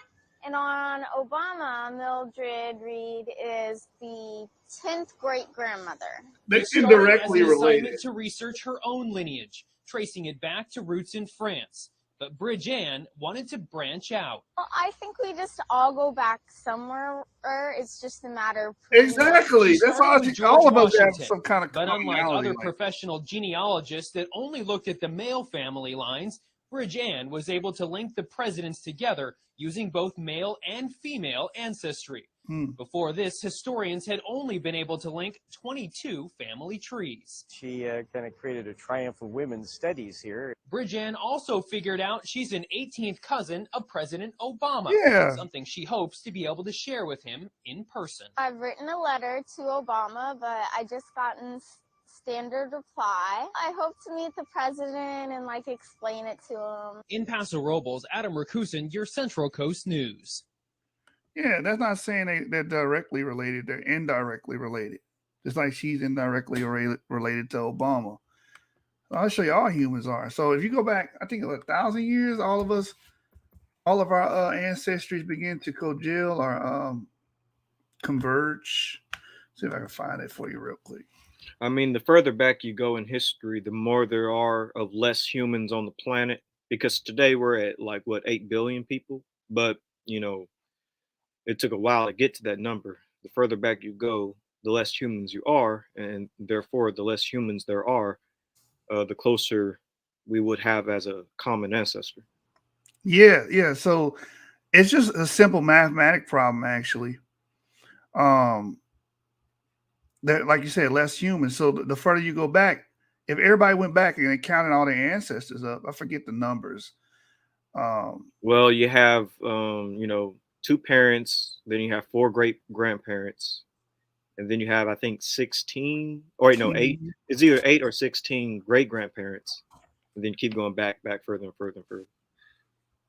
Right. Yeah, that number gets exponentially great to a point where the number grows bigger than 7 billion people. So wait a minute, it's not even. That's what we about 7 billion strong right now. So we know it wasn't that many people in the past. That means we're sharing a lot more ancestors than y'all think. Then that includes people that are on islands, Australians, South American Indian groups that seem to be isolated. They themselves share the same common ancestry. Watch this. Let me show you something. So it says, imagine counting all your ancestors as you trace your family tree back in time. In the ninth generation before the present, your family tree has 2 to the n power slots, 2 for parents, 4 for grandparents, 8 for great-great-grandparents, and so on. The number of slots grows exponentially. By the 33rd generation, about 800 to 1,000 years ago, you have more than 8 billion of them. That is more than the number of people alive today, and it is certainly a much larger figure than the world's population a millennium ago. So how do you solve this math issue? If you have more than the present population, more than 8 billion ancestors, that means we have to share them. That we go back to some of the same people indirectly. That's all that means. Yeah, indirectly. So the same thing, like if you get a DNA test, I know a brother who took a DNA test, and I believe he was like J1C or something. I forget the mitochondrial DNA, but he shared a haplogroup or common ancestry with a famous European king. But a lot of 23andMe customers get that same thing. That does not mean you directly go back to that person. You indirectly go back to that person. Because we're all connected in a interwoven web. As you can see here. This seeming paradox has a simple resolution. Branches of your family tree don't consistently diverge. Rutherford says instead they begin to loop back into each other. As a result, many of your ancestors occupy multiple slots in your family tree. For example, your great-great-great-great-great-grandmother might have also been your great-great-great-great-great-great-aunt, he explains. This consequence of humanity being incredibly inbred is that we all are related much more closely than our intuition suggests, Rutherford said. Take for instance, the last person from whom everyone on the planet today is descended. In 2004 mathematical modeling and computer simulations by a group of statisticians led by Douglas Rode, then at the Massachusetts Institute of Technology, indicated that our most recent common ancestor probably lived no earlier than 1400 BC, and as possibly as recent as AD 55, meaning everybody on the planet connects to this person. Some way, some shape and form, some through some method. Why? Because we're incredibly inbred as humans. We're more closely related than we think we are. You know, I know some racists probably clicked off. No, I don't want to believe that. No, you are. You're 99.6% similar across the board, all humans, blah, blah, blah. Y'all know the point. Anyway, you guys can look at this article yourselves. I'm going to put this in the chat. I'm not staying up all night tonight. Oh, ready then. Let's see. Avery, you got anything? No, other than, are we done talking about pseudos? Can we move to a different topic this week? I want to touch on some things. I'll talk to you about it after the show. I'm done. I gotta recharge my batteries after that. You see what happened? I took all that pseudo energy in. Took that hit for the nation, man. Facts. It was wild. It was a wild ride. And we'll have to go right back to it when we do the clean version. So, you know, it'd be good to have a break. There's some topics I want to touch on anyways sometime soon. Yeah, but Real Ruger, keep in mind, I gave y'all that haplogroup chart of the presidents. They directly descend from different males branching off the phylogenetic tree. All right.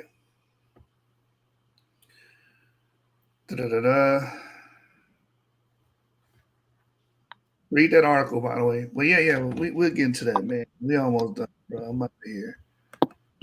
Before we leave, just remember that the safety of the galaxy is in you guys' hands.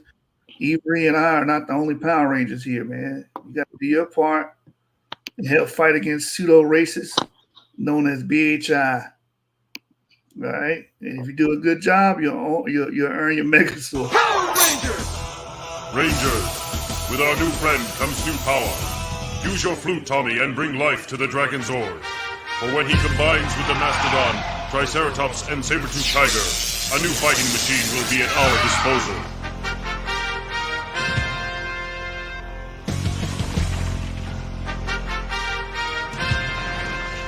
All right! It's awesome!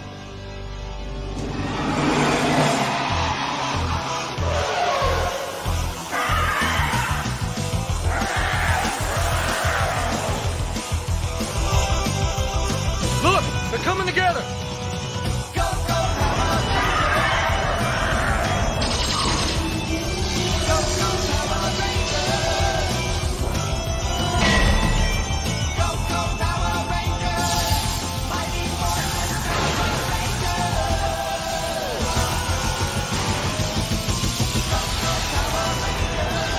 Rangers, I give you Dragon Zord in fighting mode. Check it out! Man, it's more phenomenal! The safety of the universe is once again in your hands, Power Rangers. The safety of the universe is in your hands. You know? So down with the BHIs, man. The hell with the BHIs. We out of here, man. Yeah. Yeah. Steady long, steady wrong, nigga. Hey, y'all close that front door. Y'all let flies in this motherfucker. Close that door. My OG up in this motherfucker right now. My pops in with the bottle in his hand. Acting a fool. Hey, baby, check it out. I'ma tell you what my mama has said. She like, I can spot you a mile away. I can see your insecurities written all on your face. So predictable your words. I know what you're gonna say. Who you fooling or you assuming you could just come and hang with the homies, but your level of realness ain't the same. Circus acts only attract those that entertain. Small talk, we know that it's all talk. We live in the laugh factory every time they mention your name. Ask where the hoes at to impress me. Ask where the money bags to impress me. Say you got the burner stash to impress me. It's all in your head, homie. Ask where the plug at to impress me. Ask where the jug at to impress me. Ask where it's at only upsets me. You sound like the feds on me. You ain't gotta lie to kick it, my nigga. You ain't gotta lie. You ain't gotta lie. You ain't gotta lie to kick it, my nigga.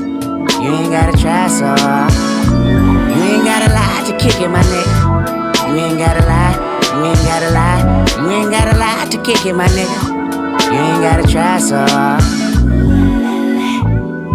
And the world don't respect you and the culture don't accept you, but you think it's all love. And the girls gon' neglect you once your parody is done. Reputation can't protect you if you never had one. Jealousy, complex, emotional, complex, self-pity, complex, under-oath, complex. the loudest one in the room, nigga, that's a complex. Let me put it back in proper context. You ain't gotta lie to kick it, my nigga. You ain't gotta lie. You ain't gotta lie. You ain't gotta lie to kick it, my nigga. You ain't gotta try so hard. You ain't gotta lie to kick it, my nigga. You ain't gotta lie. You ain't gotta lie. You ain't gotta lie to kick it, my nigga. You ain't gotta try so hard. Ask where the hoes at to impress me. Ask where the money bags to impress me. Say you got the burner stash to impress me. It's all in your head, homie. Ask where the plug at to impress me. Ask where the jug at to impress me. Ask where it's at only upsets me. You sound like the feds on me.